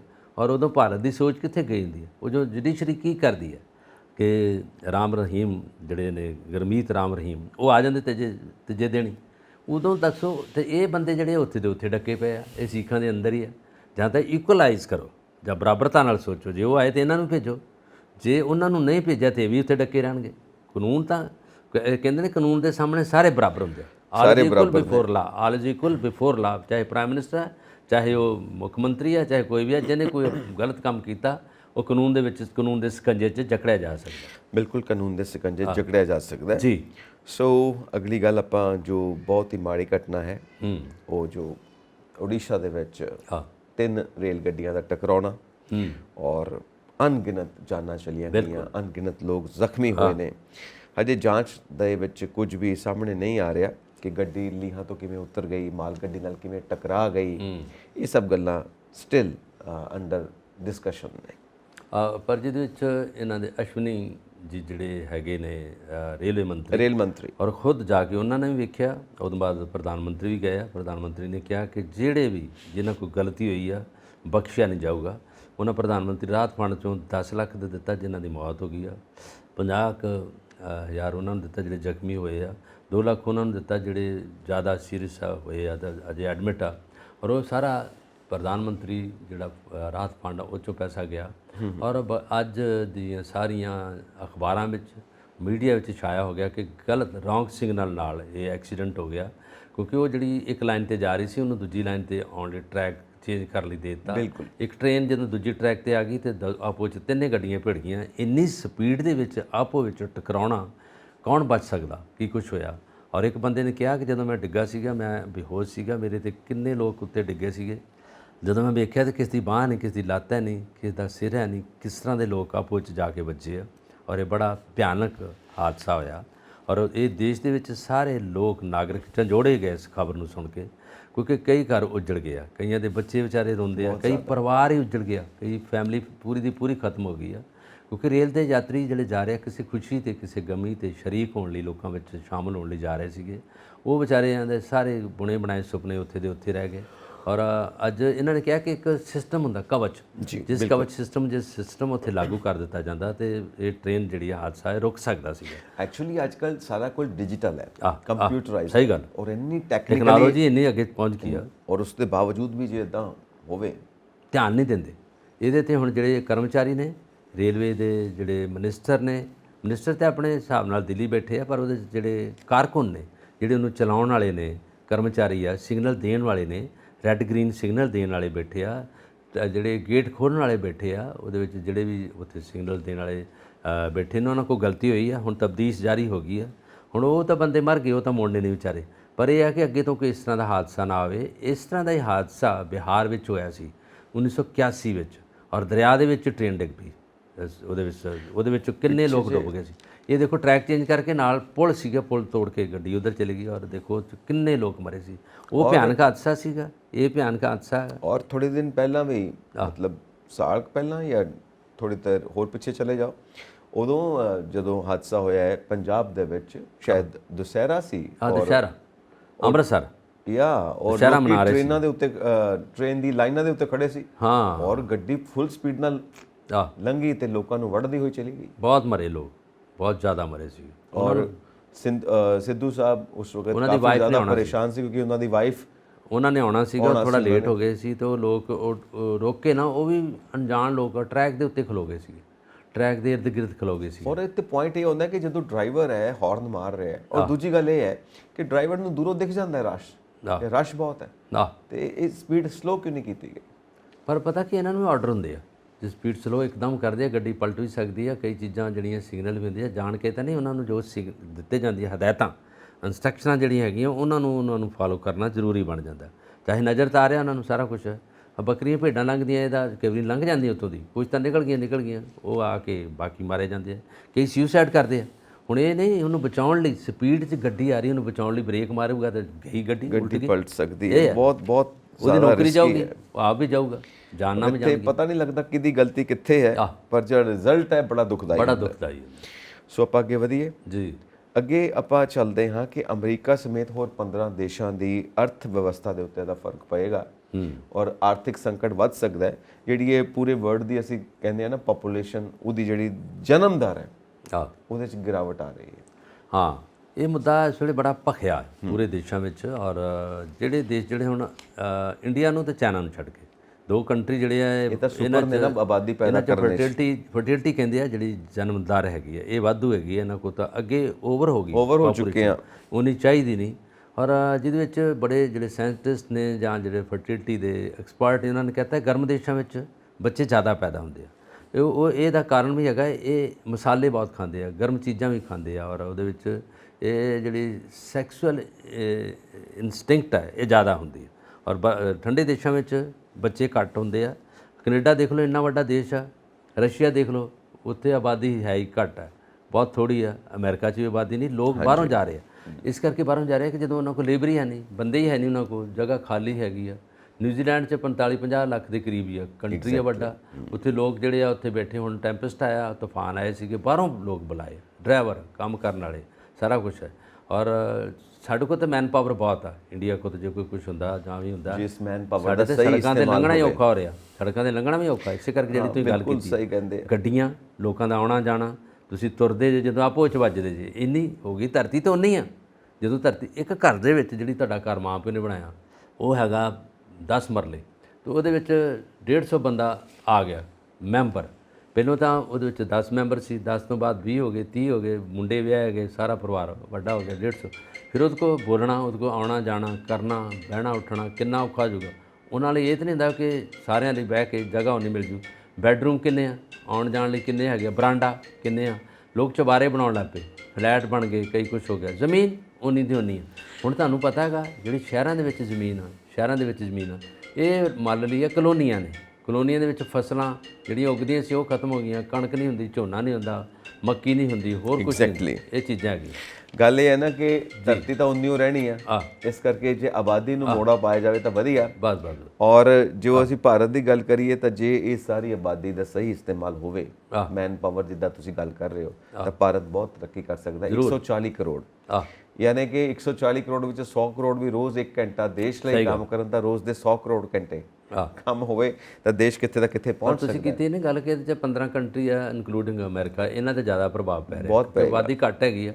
ਔਰ ਅਫਰੀਕਾ ਜਿਹੜਾ ਹੈਗਾ, ਉਹਦੇ 'ਚ ਜਿਹੜੀ ਫਰਟੀਲਿਟੀ ਰੇਟ ਬਹੁਤ ਸਭ ਤੋਂ ਘੱਟ ਹੈਗਾ, ਜਿਹੜਾ ਸਾਊਥ ਅਫਰੀਕਾ। ਉਹਦੇ ਵਿੱਚ ਠੰਡੇ ਦੇਸ਼ਾਂ ਵਿੱਚ ਜਿਹੜੀ ਪ੍ਰੋਬਲਮ ਆ ਰਹੀ ਆ, ਔਰ ਬਾਕੀ ਦੇਸ਼ਾਂ ਵਿੱਚ ਵਾਧੂ ਬੱਚੇ ਆ, ਵਾਧੂ ਸਾਰਾ ਕੁਛ ਹੈਗਾ। ਆਪਾਂ ਇੱਥੋਂ ਭੇਜ ਦਿੰਦੇ ਆ, ਆਹੋ ਆਪਾਂ ਜਾ ਰਹੇ ਆ, ਜਾ ਤਾਂ ਰਹੇ ਆ। ਉਹਨਾਂ ਕੰਟਰੀਜ਼ ਦੇ ਵਿੱਚ ਲੋਕਾਂ ਨੇ ਭਰਿਆ ਹੈਗਾ, ਸਾਡੇ ਲੋਕ ਹੀ ਕੈਨੇਡਾ ਬੈਠੇ ਆ, ਅਸੀਂ ਇੰਗਲੈਂਡ 'ਚ ਬੈਠੇ ਆ, ਸਾਰੇ ਬ੍ਰਿਟੇਨ ਦੇ ਵਿੱਚ। ਤੁਸੀਂ ਦੇਖੋ ਕਿ ਪੰਜਾਬ ਸਭ ਤੋਂ ਮੋਹਰੀ ਇਹ ਹਿੱਸਾ ਹੈਗਾ।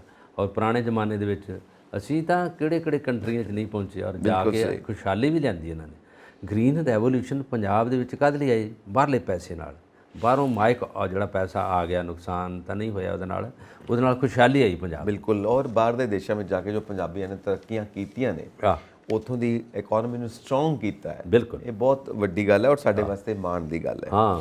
ਸੋ ਬਲਕਾਰ ਜੀ, ਅਗਲਾ ਮੁੱਦਾ ਹੈ ਬੀਬੀ ਜਾਗੀਰ ਕੌਰ ਜੀ। ਬੀਬੀ ਜਾਗੀਰ ਕੌਰ ਜੀ ਪਹਿਲਾਂ ਅਕਾਲੀ ਦਲ ਵਿੱਚ ਇੱਕ ਸੀਨੀਅਰ ਨੇਤਾ ਨੇ, ਤੇ ਉੱਥੋਂ ਬਾਏ ਹੋ ਗਿਆ। ਹੁਣ ਕਾਫੀ ਦੇਰ ਤੋਂ ਬਾਅਦ ਹੁਣ ਉਹਨਾਂ ਨੇ ਇੱਕ ਨਵਾਂ ਡਿਸੀਜਨ ਲਿੱਤਾ ਕਿ ਸ਼੍ਰੋਮਣੀ ਅਕਾਲੀ ਪੰਥ ਬੋਰਡ, ਇੱਕ ਨਵੀਂ ਪੋਲੀਟੀਕਲ ਪਾਰਟੀ ਬਣਾਈ ਜਾਵੇ, ਔਰ ਉਹ ਪੰਜਾਬ ਦੇ ਵਾਸਤੇ, ਪੰਥ ਦੇ ਵਾਸਤੇ, ਕਿਉਂਕਿ ਪੰਥ ਬੋਰਡ ਹੈ ਤੇ ਪੰਥ ਦੇ ਵਾਸਤੇ ਕੰਮ ਕਰਨਾ ਚਾਹੁੰਦੇ ਨੇ, ਇਹ ਐਲਾਨ ਕਰ ਦਿੱਤਾ ਉਹਨਾਂ ਨੇ। ਹਾਂ, ਸ਼੍ਰੋਮਣੀ ਅਕਾਲੀ ਪੰਥ ਬੋਰਡ ਦਾ ਐਲਾਨ ਕਰ ਦਿੱਤਾ ਇਹਨਾਂ ਨੇ, ਨਵੀਂ ਪਾਰਟੀ ਦਾ। ਔਰ ਇਹ ਆਪ ਵੀ ਪ੍ਰਧਾਨ ਰਹੇ ਆ ਸ਼੍ਰੋਮਣੀ ਅਕਾਲੀ ਦਲ ਦੇ, ਔਰ ਬੜੀ ਦੇਰ ਤੋਂ 2 ਵਾਰੀ ਪ੍ਰਧਾਨ ਰਹੇ ਆ। ਹਾਂਜੀ। ਔਰ ਬਾਦਲ ਸਾਹਿਬ ਇਹਨਾਂ 'ਤੇ ਬੜਾ ਵਿਸ਼ਵਾਸ ਕਰਦੇ ਸੀ, ਔਰ ਇਹਨਾਂ ਨੇ ਕੰਮ ਵੀ ਕੀਤਾ ਬਹੁਤ। ਔਰ ਇਹਨਾਂ ਦਾ ਭਲੱਥ ਏਰੀਆ ਜਿਹੜਾ ਇਹ ਉੱਥੋਂ ਦੇ ਆ, ਉੱਥੇ ਜਿਹੜਾ ਬਾਬੇ ਸੀ ਉੱਥੇ ਕੋਈ ਸੰਬੋਧਨ ਕਰ ਰਹੇ ਸੀਗੇ, ਬਾਬਾ ਪ੍ਰੇਮ ਸਿੰਘ ਮਰਾਲੇ ਵਾਲੇ ਜਿਹੜੇ ਉੱਥੇ ਦੇ ਬਾਬੇ ਨੇ, ਉਹਨਾਂ ਦੇ ਕਿਸੇ ਸਮਾਗਮ 'ਤੇ ਬੋਲ ਰਹੇ ਸੀ। ਉੱਥੇ ਇਹਨਾਂ ਨੇ ਪਾਰਟੀ ਦਾ, ਨਵੀਂ ਪਾਰਟੀ ਦਾ ਐਲਾਨ ਕਰ ਦਿੱਤਾ। ਔਰ ਇਹਨਾਂ ਦਾ ਵੋਟ ਬੈਂਕ ਵੀ ਉਸ ਏਰੀਆ 'ਚ ਬਹੁਤ ਹੈ ਇਹਨਾਂ ਕੋਲ। ਔਰ ਚਾਹੇ ਸੁਖਪਾਲ ਖਹਿਰਾ ਉੱਥੇ ਵਿਧਾਇਕ ਨੇ, ਔਰ ਉਹਦੇ ਬਾਅਦ ਇਹ ਵੀ ਉੱਥੇ ਬੜੀ ਜਿੱਤ ਪ੍ਰਾਪਤ ਕਰਦੇ ਰਹੇ ਖਾਸ ਤੌਰ 'ਤੇ। ਔਰ ਇਹਨਾਂ ਦੀ ਉਹ ਇਲਾਕਾ ਕਾਫੀ ਮੰਨਦਾ, ਇਸ ਕਰਕੇ ਬਾਦਲ ਪਰਿਵਾਰ ਨੇ ਇਹਨਾਂ ਦੇ ਬੜਾ ਯਕੀਨ ਕੀਤਾ ਸੀ, ਇਹਨਾਂ ਨੂੰ ਵੱਡੀਆਂ ਉਪਾਧੀਆਂ ਵੀ ਦਿੱਤੀਆਂ ਸੀਗੀਆਂ। ਔਰ ਕਈ ਕੁਛ ਇਹਨਾਂ 'ਤੇ ਪਹਿਲੋਂ ਇਹਨਾਂ ਦੇ ਜੁਡੀਸ਼ਰੀ ਵਿੱਚ ਇਹਨਾਂ ਦੇ ਕੁਛ ਜਾਤੀ ਤੌਰ 'ਤੇ ਇਹਨਾਂ 'ਤੇ ਕਈ ਦੂਸ਼ਣ ਵੀ ਲੱਗੇ, ਇਹਨਾਂ ਦੀ ਫੈਮਿਲੀ ਦੇ, ਇਹਨਾਂ ਦੀ ਬੇਟੀ ਦਾ ਕਈ ਕੁਛ ਲੱਗਿਆ। ਔਰ ਇਹਦੇ ਵਿੱਚ ਇਹਨਾਂ ਨੂੰ ਸਜ਼ਾ ਵੀ ਹੋ ਗਈ ਸੀ। ਬਿਲਕੁਲ। ਔਰ ਇਹ ਕਈ ਵਾਰੀ ਮੰਤਰੀ ਵੀ ਰਹੇ ਆ, ਕਈ ਕੁਛ ਹੋ ਗਿਆ। ਇਹਨਾਂ ਦੀ ਵੱਡੀ ਜਿਹੜੀ ਹੈਗੀ ਆ ਲਾਈਫ ਹਿਸਟਰੀ ਆ, ਜਿਹਦੇ ਵਿੱਚ ਇਹਨਾਂ ਨੇ ਸਿਆਸੀ ਤੌਰ 'ਤੇ ਔਰ ਧਾਰਮਿਕ ਏਜੰਸੀਆਂ ਨਾਲ ਆਪਣਾ ਪਿਆਰ ਰੱਖਿਆ ਔਰ ਆਪਣਾ ਸਤਿਕਾਰ ਰੱਖਿਆ, ਔਰ ਇਹਨਾਂ ਦਾ ਲੋਕ ਇੱਜ਼ਤ ਮਾਣ ਕਰਦੇ ਰਹੇ। ਪਰ ਜਦੋਂ ਦੁਬਾਰਾ ਪ੍ਰਧਾਨ ਦੀ ਚੋਣ ਹੋਈ ਆ, ਸ਼੍ਰੋਮਣੀ ਅਕਾਲੀ ਦਲ ਪ੍ਰਧਾਨ ਜਦੋਂ ਹਰਜਿੰਦਰ ਸਿੰਘ ਧਾਮੀ ਕੀਤਾ ਰਿਹਾ, ਇਹਨਾਂ ਨੇ ਉਦੋਂ ਉਹਦਾ ਵਿਰੋਧ ਕੀਤਾ ਕਿ ਹੁਣ ਇਹਨਾਂ ਨੇ, ਬਾਦਲ ਸਾਹਿਬ ਨੇ ਇਹ ਲਿਫਾਫੇ 'ਚ ਬੰਦ ਕਰਕੇ ਕਿਸੇ ਦਾ ਨਾਂ ਆ ਜਾਣਾ ਵਾ, ਤਾਂ ਉਹਦੇ ਵਿੱਚ ਮੈਂ ਉਹਦੇ ਵਿੱਚ ਨਹੀਂ ਸ਼ਿਰਕਤ ਕਰੂੰਗੀ, ਮੈਂ ਉੱਥੇ ਸ਼ਾਮਲ ਨਹੀਂ ਹੋਊਗੀ, ਜਿਹੜਾ ਮਰਜ਼ੀ ਬਣ ਜੇ, ਮੈਂ ਪਾਰਟੀ ਛੱਡ ਰਹੀ ਹਾਂ। ਇਹਨੇ ਬਗਾਵਤ ਦਾ ਝੰਡਾ ਖੜਾ ਕਰ ਦਿੱਤਾ। ਪਰ ਉਹਨਾਂ ਨੇ ਕੀਤਾ ਉਂਝ ਹੀ, ਉਹਨਾਂ ਨੇ ਬਣਾਇਆ, ਉਹਨਾਂ ਨੇ ਰੀਅਪੁਆਇੰਟਮੈਂਟ ਦੇ ਦਿੱਤੀ, ਉਹਦੇ 'ਚ ਬਾਕੀ ਸਹਿਮਤ ਹੋ ਗਏ ਸੀ। ਇਹਨਾਂ ਨੇ ਸਹਿਮਤੀ ਪ੍ਰਗਟਾਈ ਸੀ ਵੀ ਮੈਂ ਇਹਦੇ ਵਿੱਚ ਨਹੀਂ ਸ਼ਾਮਲ ਹੋਵਾਂਗੀ। ਔਰ ਉਹਦੇ ਬਾਅਦ ਇਹਨਾਂ ਨੂੰ ਪਾਰਟੀ 'ਚੋਂ ਦਿੱਤਾ ਕੱਢ, ਇਹਨਾਂ ਨੇ ਨਵੀਂ ਪਾਰਟੀ ਬਣਾ ਲਈ ਆ। ਹੁਣ ਵੇਖੋ ਲੋਕ ਜਿਹੜੇ ਇਕੱਠੇ ਹੋ ਕੇ ਇਹਦੇ 'ਤੇ ਕੀ ਆਪਣਾ ਪ੍ਰਤੀਕਿਰਿਆ ਕਰਦੇ ਆ ਕਿ ਕੀ ਚਾਹੁੰਦੇ ਨੇ ਕਿ ਇਹਨਾਂ ਦੀ ਪਾਰਟੀ ਠੀਕ ਹੈ ਜਾਂ ਨਹੀਂ ਠੀਕ। ਇਹਨਾਂ ਨੇ ਖੁਦ ਕਿਹਾ ਸੀਗਾ ਕਿ ਸ਼੍ਰੋਮਣੀ ਅਕਾਲੀ ਦਲ ਵਿੱਚੋਂ ਕਈ ਲੋਕ ਅਜਿਹੇ ਨੇ ਕਿ ਜਿਹੜੇ ਮੈਨੂੰ ਸਪੋਰਟ ਕਰਦੇ ਨੇ, ਔਰ ਇਸ ਕਰਕੇ ਇਹਨਾਂ ਨੂੰ ਲੱਗਾ ਹੋਏਗਾ ਕਿ, ਔਰ ਬਾਕੀ ਵੀ ਸਲਾਹਕਾਰਾਂ ਨੇ ਇਹ ਸਲਾਹ ਦਿੱਤੀ ਹੋਣੀ ਹੈ ਕਿ ਨਵੀਂ ਪਾਰਟੀ ਬਣਾਉਣਾ ਸਾਡੇ ਵਾਸਤੇ ਫਾਇਦੇਮੰਦ ਸਾਬਿਤ ਹੋ ਸਕਦਾ ਹੈ। ਔਰ ਦੂਜਾ ਇਹ ਕਹਿੰਦੇ ਨੇ ਕਿ ਮੈਂ ਪੰਥ ਦੀ ਸੇਵਾ ਕਰਨਾ ਚਾਹੁੰਦੀ ਹਾਂ ਔਰ ਉਸ ਲਈ ਵੀ ਪਾਰਟੀ ਬਣਾਉਣਾ ਚਾਹੁੰਦੀ ਹਾਂ। ਪਰ ਇਹਨਾਂ ਨੇ ਬੜੇ ਬੇਮੌਕੇ ਹੁਣ ਡਿਸੀਜਨ ਲਿਆ, ਜਦੋਂ ਕਿ ਬਾਦਲ ਸਾਹਿਬ ਇਸ ਦੁਨੀਆ ਵਿੱਚ ਨਹੀਂ ਰਹੇ। ਪਰ ਜਿੰਨੀ ਦੇਰ ਜੀਂਦੇ ਰਹੇ ਉਦੋਂ ਤਾਂ ਇਹਨਾਂ ਨੂੰ ਪਤਾ ਹੈ ਉਪਾਧੀਆਂ ਵੰਡਦੇ ਸੀ, ਇਹਨਾਂ ਨੂੰ ਪਦਵੀਆਂ ਦਿੰਦੇ ਰਹੇ ਔਰ ਇਹਨਾਂ ਨੂੰ ਹਰ ਤਰ੍ਹਾਂ ਦਾ ਲਿਆਕਤ ਦੇ ਲਿਹਾਜ਼ ਨਾਲ ਉਹਨਾਂ ਨੇ ਨਵਾਜਿਆ। ਪਰ ਇਸ ਤੋਂ ਬਾਅਦ ਜੇ ਹੁਣ ਇਸ ਦੁਨੀਆ ਵਿੱਚ ਨਹੀਂ ਤਾਂ ਇਹਨਾਂ ਨੂੰ ਚਾਹੀਦਾ ਉਹਨਾਂ ਦੇ ਨਾਂ ਦੇ ਨਾਲ ਜੁੜੇ ਰਹਿਣਾ ਚਾਹੀਦਾ, ਕਿਉਂਕਿ ਬਾਦਲ ਸਾਹਿਬ ਦਾ ਪਰਿਵਾਰ ਇੱਥੇ ਹੈਗਾ। ਔਰ ਜੋ ਸੁਖਬੀਰ ਬਾਦਲ ਸਾਹਿਬ ਕਹਿੰਦੇ ਨੇ ਇਹਨਾਂ ਦੀ ਗੱਲ 'ਤੇ ਫੁੱਲ ਚੜਾਉਣੇ ਚਾਹੀਦੇ ਸੀਗੇ। ਪਰ ਉਸ ਤੋਂ ਬਾਅਦ ਇੱਕ ਸੈਟਬੈਕ ਅੱਗੇ ਵੀ ਲੱਗੀ ਆ ਅਕਾਲੀ ਦਲ ਨੂੰ। ਜਿਹੜੇ ਪੁਰਾਣੇ ਨੇਤਾ ਸੀਗੇ ਉਹ ਵੱਖਰੇ ਹੋ ਕੇ, ਜਿਹਦੇ 'ਚ ਬ੍ਰਹਮਪੁਰਾ ਸਾਹਿਬ ਉਹ ਹੈ ਨਹੀਂ ਪਰ ਅੱਜ ਇਸ ਦੁਨੀਆ 'ਚ, ਉਸ ਤੋਂ ਬਾਅਦ ਸੇਵਾ ਸਿੰਘ ਸੇਖਵਾਂ ਵੀ ਵੱਖਰੇ ਹੋ ਗਏ ਸੀਗੇ, ਤਾਂ ਢੀਂਡਸਾ ਸਾਹਿਬ ਇਹਦੇ ਵਿੱਚ ਨਹੀਂ ਰਹੇ। ਪਰਮਿੰਦਰ ਸਿੰਘ ਢੀਂਡਸਾ ਉਹਨਾਂ ਦੇ ਬੇਟੇ ਨੇ ਮੰਤਰੀ ਫਾਈਨਾਂਸ ਮਿਨਿਸਟਰ ਰਹੇ ਆ। ਔਰ ਉਹ ਜਿੰਨੇ ਵੀ ਵੱਡੇ ਨੇਤਾ ਸੀਗੇ ਅਕਾਲੀ ਦਲ ਦੇ, ਉਹ ਉਹਨਾਂ ਨੇ ਆਪਣਾ ਵੱਖਰੀ ਸਫ ਵਿਛਾਤੀ, ਵੱਖਰੇ ਪਾਸੇ ਹੋ ਗਏ। ਇੱਕ ਪਾਸੇ ਅਕਾਲੀ ਦਲ ਦੇ ਯੂਥ ਅਕਾਲੀ ਦਲ ਇਕੱਠੇ ਹੋ ਗਏ। ਇਹਨਾਂ ਦੇ ਹੁਣ 3 ਧੜੇ ਬਣ ਗਏ ਅਕਾਲੀ ਦਲ ਦੇ। ਪਹਿਲੋਂ ਹੀ ਲੋਕਾਂ ਨੇ ਇਹਨਾਂ ਨੂੰ ਦਰਕਨਾਰ ਲਾਤਾ, ਨੇੜੇ ਨੁਕਰਾਂ 'ਚ ਲਾਤਾ। ਕੁਝ ਇਹਨਾਂ ਦੀ ਆਪਸੀ ਫੁੱਟ ਨੇ, ਆਪਸੀ ਗਲਤ ਸੋਚ ਨੇ, ਉਹ ਵੀ ਇਹਨਾਂ ਦੀ ਪਾਰਟੀ ਵਿੱਚ ਦਫਾੜ ਹੋ ਗਈ ਔਰ ਉਹ 3 ਗੱਠਜੋੜ ਬਣ ਗਿਆ। ਹੁਣ ਇਹਦੇ ਵਿੱਚੋਂ ਕੀ ਖਮਿਆਜਾ ਭੁਗਤਣਾ, ਕੀ ਕੁਝ ਨਿਕਲਣਾ ਇਹਦੇ ਵਿੱਚ। ਔਰ ਮਾਹਿਰ ਇਹੀ ਮੰਨਦੇ ਨੇ ਕਿ ਜਿਹੜੀ ਸਾਡੀ ਇਹ ਸੂਬੇ ਦੀ ਪਾਰਟੀ ਹੈ, ਇਹ ਪੰਥ ਦੀਆਂ ਲੀਹਾਂ ਤੋਂ ਇੱਕ ਪਰਿਵਾਰ ਵੱਲ ਤੁਰ ਪਈ ਹੈ। ਸਹੀ ਗੱਲ, ਖਾਨਦਾਨ ਇਸ ਕਰਕੇ ਉਹ ਸਾਰੇ ਦੀ ਸਾਰੀ ਜਿਹੜੀ ਰੇੜੀ ਪ੍ਰਸ਼ਾਦ ਹੋ ਗਿਆ, ਰੇੜੀ ਕਲਚਰ ਹੋ ਗਿਆ। ਬਿਲਕੁਲ। ਔਰ ਜੋ ਸਾਰੇ ਦੀ ਸਾਰੀ ਇਹ ਸਾਖ ਬਣੀ ਹੋਈ ਸੀ ਟੁੱਟ ਗਈ, ਲੋਕਾਂ ਨੇ ਨੁਕਰੇ ਲਾ ਦਿੱਤੀ ਹੈ। ਹੁਣ ਮੁੜ ਤੋਂ ਕਿੱਦਾਂ ਵਿਸ਼ਵਾਸ ਬਣੇ, ਮੁੜ ਤੋਂ ਪਾਰਟੀ ਪਬਲਿਕ ਦੀ ਸੋਚ ਦਾ ਹਿੱਸਾ ਬਣੇ, ਇਲੈਕਸ਼ਨਸ ਹੋਣ ਤਾਂ ਇਹਨਾਂ ਨੂੰ ਵੋਟ ਪਵੇ, ਇਹ ਬੜਾ ਲੰਬਾ ਹੁਣ ਪ੍ਰੋਸੈਸ ਹੋ ਗਿਆ, ਬੜੀ ਲੰਬੀ ਖੇਡ ਹੈ। ਦੇਖੋ ਹੁਣ ਕਿੱਦਾਂ ਰਿਵਾਈਵ ਕਰਦੇ ਨੇ, ਕਿੱਦਾਂ ਬਾਉਂਸ ਬੈਕ ਕਰਦੇ ਨੇ, ਕਿਉਂਕਿ ਪੋਲਿਟਿਕਸ ਦੇ ਵਿੱਚ ਹਿਸਟਰੀ ਬਣ ਜਾਣਾ ਨਾ ਇਹ ਗਲਤ ਹੁੰਦਾ। ਹਿਸਟਰੀ ਨਹੀਂ ਬਣਨਾ ਚਾਹੀਦਾ, ਪ੍ਰੈਜ਼ੈਂਟ ਰਹਿਣਾ ਚਾਹੀਦਾ ਬੰਦੇ ਨੂੰ। ਔਰ ਜਦੋਂ ਤੱਕ ਬੰਦਾ ਪ੍ਰੈਜ਼ੈਂਟ ਹੈ ਉਦੋਂ ਤੱਕ ਬੌਂਬਾਰ ਹੈ, ਅਦਰਵਾਈਜ਼ ਤੇ ਫਿਰ ਹਿਸਟਰੀ ਤਾਂ ਫਿਰ ਹਿਸਟਰੀ ਹੈ, ਕੌਣ ਪੁੱਛਦਾ ਫਿਰ। ਪਰ ਲੋਕਾਂ ਦੀਆਂ ਨਜ਼ਰਾਂ ਤੋਂ ਓਹਲੇ ਹੋਣਾ ਜਿਹੜੀ ਹੈਗੀ ਆ, ਸਿਰਫ ਅਕਾਲੀ ਦਲ ਨਹੀਂ, ਕਾਂਗਰਸ ਤੇ ਵੀ ਹੈਗਾ। ਕਈਆਂ ਤੇ ਦੋਵੇਂ ਪਾਰਟੀਆਂ ਜਿਹੜੀਆਂ ਇਹ ਲੋਕਾਂ ਦੀਆਂ ਨਜ਼ਰਾਂ ਤੋਂ ਅੱਖੋਂ ਪਰੋਖੇ ਹੋ ਗਏ, ਜਿਹਨੂੰ ਪੰਜਾਬੀ 'ਚ ਕਹਿੰਦੇ ਆ। ਇਹਦਾ ਫਾਇਦਾ ਕੌਣ ਲੈ ਗਈ? ਆਪ। ਇਹ ਸਾਡਾ ਮੀਡੀਆ ਨਹੀਂ, ਜਾਂ ਅਸੀਂ ਵਿਅਕਤੀਗਤ ਗੱਲ ਨਹੀਂ ਕਹਿੰਦੇ, ਆਪ ਤੋਂ ਪਤਾ ਲੱਗਦਾ ਉਹਨਾਂ ਹੁੰਜਾ ਫੇਰ ਜਿੱਤ ਹਾਸਲ। ਬਿਲਕੁਲ ਸਹੀ ਆ। 92 ਸੀਟਾਂ ਲੈ ਲਈਆਂ। ਔਰ ਜਿਹੜੇ ਆਪਣੇ ਆਪ ਨੂੰ ਬਹੁਤ ਵੱਡੇ ਮੰਨਦੇ ਖਿਡਾਰੀ ਸਮਝਦੇ ਸੀ, ਵੱਡੇ ਖਿਡਾਰੀ ਮੰਨਦੇ ਸੀਗੇ, ਉਹ ਸਾਰੇ ਨੁਕਰੋਂ ਨੁਕਰੀ ਲੱਗ ਗਏ। ਜਦੋਂ ਬਾਦਲ ਪਰਿਵਾਰ ਇੰਨੀ ਵੱਡੀ ਪਾਰਟੀ ਰਹੀ ਹੈ ਕਿਸੇ ਟਾਈਮ ਤੇ 5 ਵਾਰ ਦੇਸ਼ ਆਪਣੇ ਪੰਜਾਬ ਦਾ ਇਹਨਾਂ ਮੁੱਖ ਮੰਤਰੀ ਬਣਨਾ ਬਹੁਤ ਔਖੀ ਗੱਲ ਹੈ। ਔਰ ਉਸ ਤੋਂ ਬਾਅਦ ਕਾਂਗਰਸ ਵੀ ਖਾਸ ਤੌਰ ਤੇ ਰਹੀ ਹੈ। ਔਰ ਇੱਕਦਮ ਜਦੋਂ ਕੈਪਟਨ ਅਮਰਿੰਦਰ ਸਿੰਘ ਤੇ ਇਹਨਾਂ ਨੇ ਕਹਿ ਦਿੱਤਾ ਕਿ ਅਸਤੀਫਾ ਦੇ ਦਿਓ, ਚਲੇ ਗਏ, ਚੰਨੀ ਸਾਹਿਬ ਆ ਗਏ, ਉਸ ਤੋਂ ਬਾਅਦ ਪਾਰਟੀ ਖਿੱਲਰ ਗਈ। ਔਰ ਉਹ 'ਚ ਜਾਖੜ ਸਾਹਿਬ ਕਹਿੰਦੇ ਸੀ ਮੈਂ ਬਣਨਾ ਸੀਗਾ, ਮੈਨੂੰ ਹਮਾਇਤ ਸੀਗੀ, ਸਾਰੇ ਕੁਰਸੀ ਦੇ ਭੁੱਖੇ ਸੀਗੇ। ਇਹ ਨਹੀਂ ਕਿ ਪਾਰਟੀ ਨੂੰ ਬਚਾ ਲਈਏ, ਪਾਰਟੀ ਲਈ ਨਿਸ਼ਾਵਰ ਹੋਣਾ, ਕੁਰਬਾਨੀ ਦੇਣੀ ਬਹੁਤ ਵੱਡੀ ਗੱਲ ਆ, ਪਰ ਇਹ ਉਪਾਧੀਆਂ ਲਈ, ਇਹ ਕੁਰਸੀ ਲਈ, ਇਹ ਚਾਹੁੰਦੇ ਕਿ ਚੌਧਰ ਲਈ ਸਾਨੂੰ ਇਹ ਮੰਗੇ, ਪੈਸਾ ਇਕੱਠਾ ਕਰ ਲਈਏ, ਬਟੂਏ ਭਰ ਲਈਏ, ਆਪਣੇ ਪਰਿਵਾਰ ਨੂੰ ਅੱਗੇ ਲਾ ਦਈਏ। ਇਸੇ ਸੋਚ ਨੇ ਪੂਰੇ ਦੀ ਪੂਰੀਆਂ ਪਾਰਟੀਆਂ ਦਾ ਸਫਾਇਆ ਕਰਤਾ ਔਰ ਉਹ ਜਿੱਤ ਪ੍ਰਾਪਤ ਕਰਕੇ ਗੱਦੀ ਤੇ ਬਹਿ ਗਏ। ਇਹ ਵੀ ਹੁੰਦੀ ਆ ਆਪਸੀ ਖਿੱਚਾ ਤੋਈ। ਦੇਖੋ ਇਹ ਮਾਰੇ ਗਏ। ਬਲਕਾਰ ਜੀ ਤੁਸੀਂ ਬਟੂਏ ਭਰਨ ਦੀ ਗੱਲ ਕੀਤੀ, ਬਟੂਏ ਦਾ ਤਾਂ ਕੋਈ ਥਾਂ ਹੀ ਨਹੀਂ ਹੈਗਾ, ਬੈਗ ਭਰ ਲਈਏ ਕਹੋ, ਸੂਟਕੇਸ ਭਰ ਲਈਏ। ਕਹਿੰਦੇ ਆ ਕਿ ਇਹ ਵੀ ਪਰਸ ਭਰਨ ਦੀ ਗੱਲ ਪਰ ਭਰੇ ਗਏ। ਹੁਣ ਵਿਜੀਲੈਂਸ ਇਹਨਾਂ ਦੁਆਲੇ ਹੋਈ ਹੈ, ਵਿਜੀਲੈਂਸ ਦੁਆਲੇ ਹੋਈ ਹੈ ਔਰ ਸਿਹਤ ਵਿਗੜਦੀ ਪਈ ਕਈਆਂ ਦੀ। ਆਪਾਂ ਗੱਲ ਕੀਤੀ ਵੀ ਸਰਟੀਫਿਕੇਟ, ਮੈਡੀਕਲ ਸਰਟੀਫਿਕੇਟ ਲੈ ਰਹੇ ਬਿਲਕੁਲ ਦਿੰਦੇ ਪਏ ਫਿੱਟ। ਔਰ ਦੇਖੋ ਹੁਣ ਤੁਸੀਂ ਚੀਨ ਦੀ ਗੱਲ ਕੀਤੀ ਸੀ ਵੀ ਚੀਨ ਜਿਹੜਾ ਨਾ ਉਹ ਟਿਕਣ ਨਹੀਂ ਦਿੰਦਾ ਕਿਸੇ ਨੂੰ। ਚੀਨ ਨੂੰ ਨਾ ਖੁਸ਼ੀ ਨਹੀਂ ਹੁੰਦੀ ਕਿਸੇ ਹੋਰ ਦੀ ਤਰੱਕੀ ਦੇਖ ਕੇ, ਕਹਿੰਦਾ ਵੱਡੇ ਵੱਡੇ ਅਹੁਦੇ ਮੇਰੇ ਕੋਲ ਹੋਣ, ਤਰੱਕੀ ਮੇਰੀ ਹੋਵੇ, ਵਪਾਰ ਮੇਰਾ ਹੋਵੇ, ਮਤਲਬ ਸਭ ਕੁਝ ਮੇਰਾ ਹੋਵੇ, ਪੂਰੀ ਦੁਨੀਆ ਮੈਨੂੰ ਸਲਾਮ करे, जी हुजूर, जी हुजूर, मैं ही मैं इस जमीन से आसमान तक मैं ही मैं हूँ, दूसरा कोई नहीं। ਇਹ ਚੀਨ ਦੀ ਸੋਚ ਹੈ। ਹੁਣ ਅਜੇ ਬੰਗਾ ਜੀ ਬਣ ਗਏ ਨੇ ਪ੍ਰਧਾਨ ਵਿਸ਼ਵ ਬੈਂਕ ਦੇ। ਹੁਣ ਇਹ ਰੜਕਦੇ ਪਏ ਨੇ ਚੀਨ ਨੂੰ ਭਈ ਇਹ ਕਿਉਂ ਬਣ ਗਏ, ਕਿਉਂਕਿ ਚੀਨ ਕਹਿੰਦਾ ਕਿ ਮੇਰੇ ਬੰਦੇ ਵੱਡੇ ਵੱਡੇ ਅਹੁਦੇ ਤੇ ਬੈਠਣ, ਫਿਰ ਮੇਰੀ ਕੰਟਰੀ ਨੂੰ ਫਾਇਦਾ ਹੋਵੇ। ਪਰ ਅਸੀਂ ਕਹਿੰਦੇ ਆ ਸਰਬੱਤ ਦਾ ਭਲਾ, ਕਿਉਂਕਿ ਪੰਜਾਬੀਆਂ ਦੀ ਸੋਚ ਹੈ। ਸੋ ਇਹ ਹੁਣ ਅਜੇ ਬੰਗਾ ਜੀ ਜਦੋਂ ਬਣ ਗਏ ਨੇ, ਇਹ ਚੀਨ ਨੂੰ ਪਸੰਦ ਨਹੀਂ ਆ ਰਿਹਾ ਜੀ।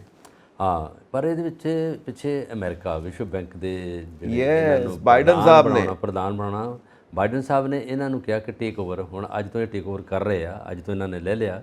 ਔਰ ਇਹਨਾਂ ਨੇ ਪਾਲੀ ਵਰਦੀ ਉਹਦੀ ਵਿਸ਼ਵ ਬੈਂਕ ਦੇ ਪ੍ਰਧਾਨ ਵਾਲੀ, ਔਰ ਉਹਦੇ ਵਿੱਚ ਇਹਨਾਂ ਨੂੰ ਵਧਾਈਆਂ ਤੇ ਵਧਾਈਆਂ ਮਿਲ ਰਹੀਆਂ, ਕਿਉਂਕਿ ਵਿਸ਼ਵ ਬੈਂਕ ਦਾ ਇੱਕ ਭਾਰਤੀ ਮੂਲ ਦੇ ਸ਼ਖਸੀਅਤ ਨੂੰ ਇੰਨਾ ਵੱਡਾ ਰੁਤਬਾ ਮਿਲਣਾ ਇਹ ਬੜੇ ਮਾਣ ਵਾਲੀ ਗੱਲ ਆ।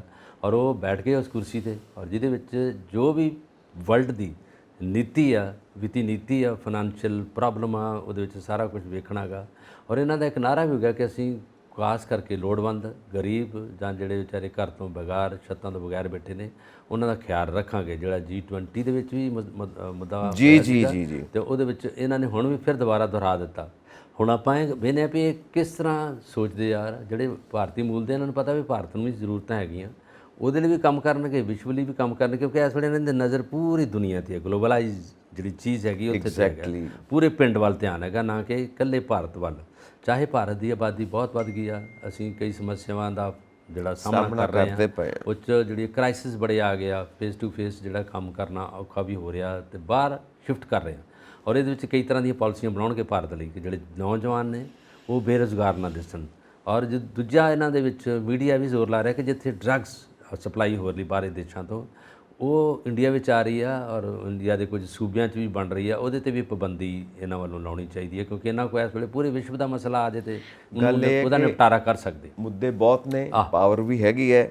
ਹੁਣ ਇਹ ਟੀਮ ਕਿੱਦਾਂ ਕੰਮ ਮੁੱਦੇ ਬਹੁਤ ਆ ਤਾਂ ਟਾਈਮ ਥੋੜਾ ਹੈ ਨਾ, 5 ਸਾਲ ਦਾ ਤਾਂ ਹੈਗਾ ਨਾ। ਟਾਈਮ ਥੋੜਾ ਹੈ, ਟਾਈਮ ਤਾਂ ਸਭ ਕੋਲ ਥੋੜਾ ਹੁੰਦਾ, ਟਾਈਮ ਤੇ ਹੁੰਦਾ ਹੀ ਨਹੀਂ, ਮੁੱਦੇ ਹੀ ਮੁੱਦੇ ਹੁੰਦੇ ਨੇ। ਹੁਣ ਇਹ ਟੀਮ ਪੂਰੀ ਜਿਹੜੀ ਬੰਗਾ ਸਾਹਿਬ ਦੀ ਹੈ ਵਿਸ਼ਵ ਬੈਂਕ ਵੱਲੋਂ, ਇਹ ਸਾਰੇ ਮੁੱਦਿਆਂ ਦਾ ਹੱਲ ਕਿਵੇਂ ਕਰੇਗੀ ਇਹ ਸਮਾਂ ਦੱਸੂਗਾ। ਟੀਮ ਹੈ ਪੂਰੀ, ਉਹਦੇ ਹੈੱਡ ਨੇ, ਉਹਦਾ ਹੈੱਡ ਨੇ। ਵੈਸੇ ਇਹ ਦੂਜੀ ਗੱਲ ਹੈਗੀ ਆ ਭਾਰਤ ਦੇ ਮਾਣ ਤੇ ਸਤਿਕਾਰ ਤੇ ਪੂਰੇ ਦੇਸ਼ ਵਿੱਚ ਛਾਉਣ ਦੀ।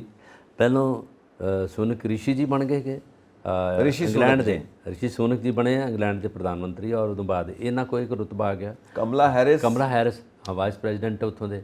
ਔਰ ਉਦੋਂ ਬਾਅਦ ਦੇਖੋ ਕਿੱਥੇ ਕਿੱਥੇ ਆ, ਅਜੇ ਵੀ ਦੇਸ਼ ਸਾਡਾ ਹੋਰ ਉੱਪਰਲੀਆਂ ਸਿਖਰਾਂ ਤੇ ਜਾਏਗਾ। ਗੂਗਲ ਦੇ CEO ਸਾਡੇ ਭਾਰਤ ਦੇ ਨੇ। ਬਿਲਕੁਲ। ਸੋ ਅਸੀਂ ਹੁਣ ਸਮੇਂ ਦਾ ਧਿਆਨ ਰੱਖਦੇ ਹੋਏ ਆਪਣੇ ਦਰਸ਼ਕਾਂ ਨੂੰ ਇਹ ਗੁਜ਼ਾਰਿਸ਼ ਕਰਾਂਗੇ ਕਿ ਆਪਣੇ ਵਿਚਾਰ ਸਾਨੂੰ ਇਨਬਾਕਸ ਕਰੋ ਜ਼ਰੂਰ। ਸਾਡਾ ਚੈਨਲ ਪੰਜਾਬ ਮੇਲ USA TV ਸਬਸਕ੍ਰਾਈਬ ਕਰੋ।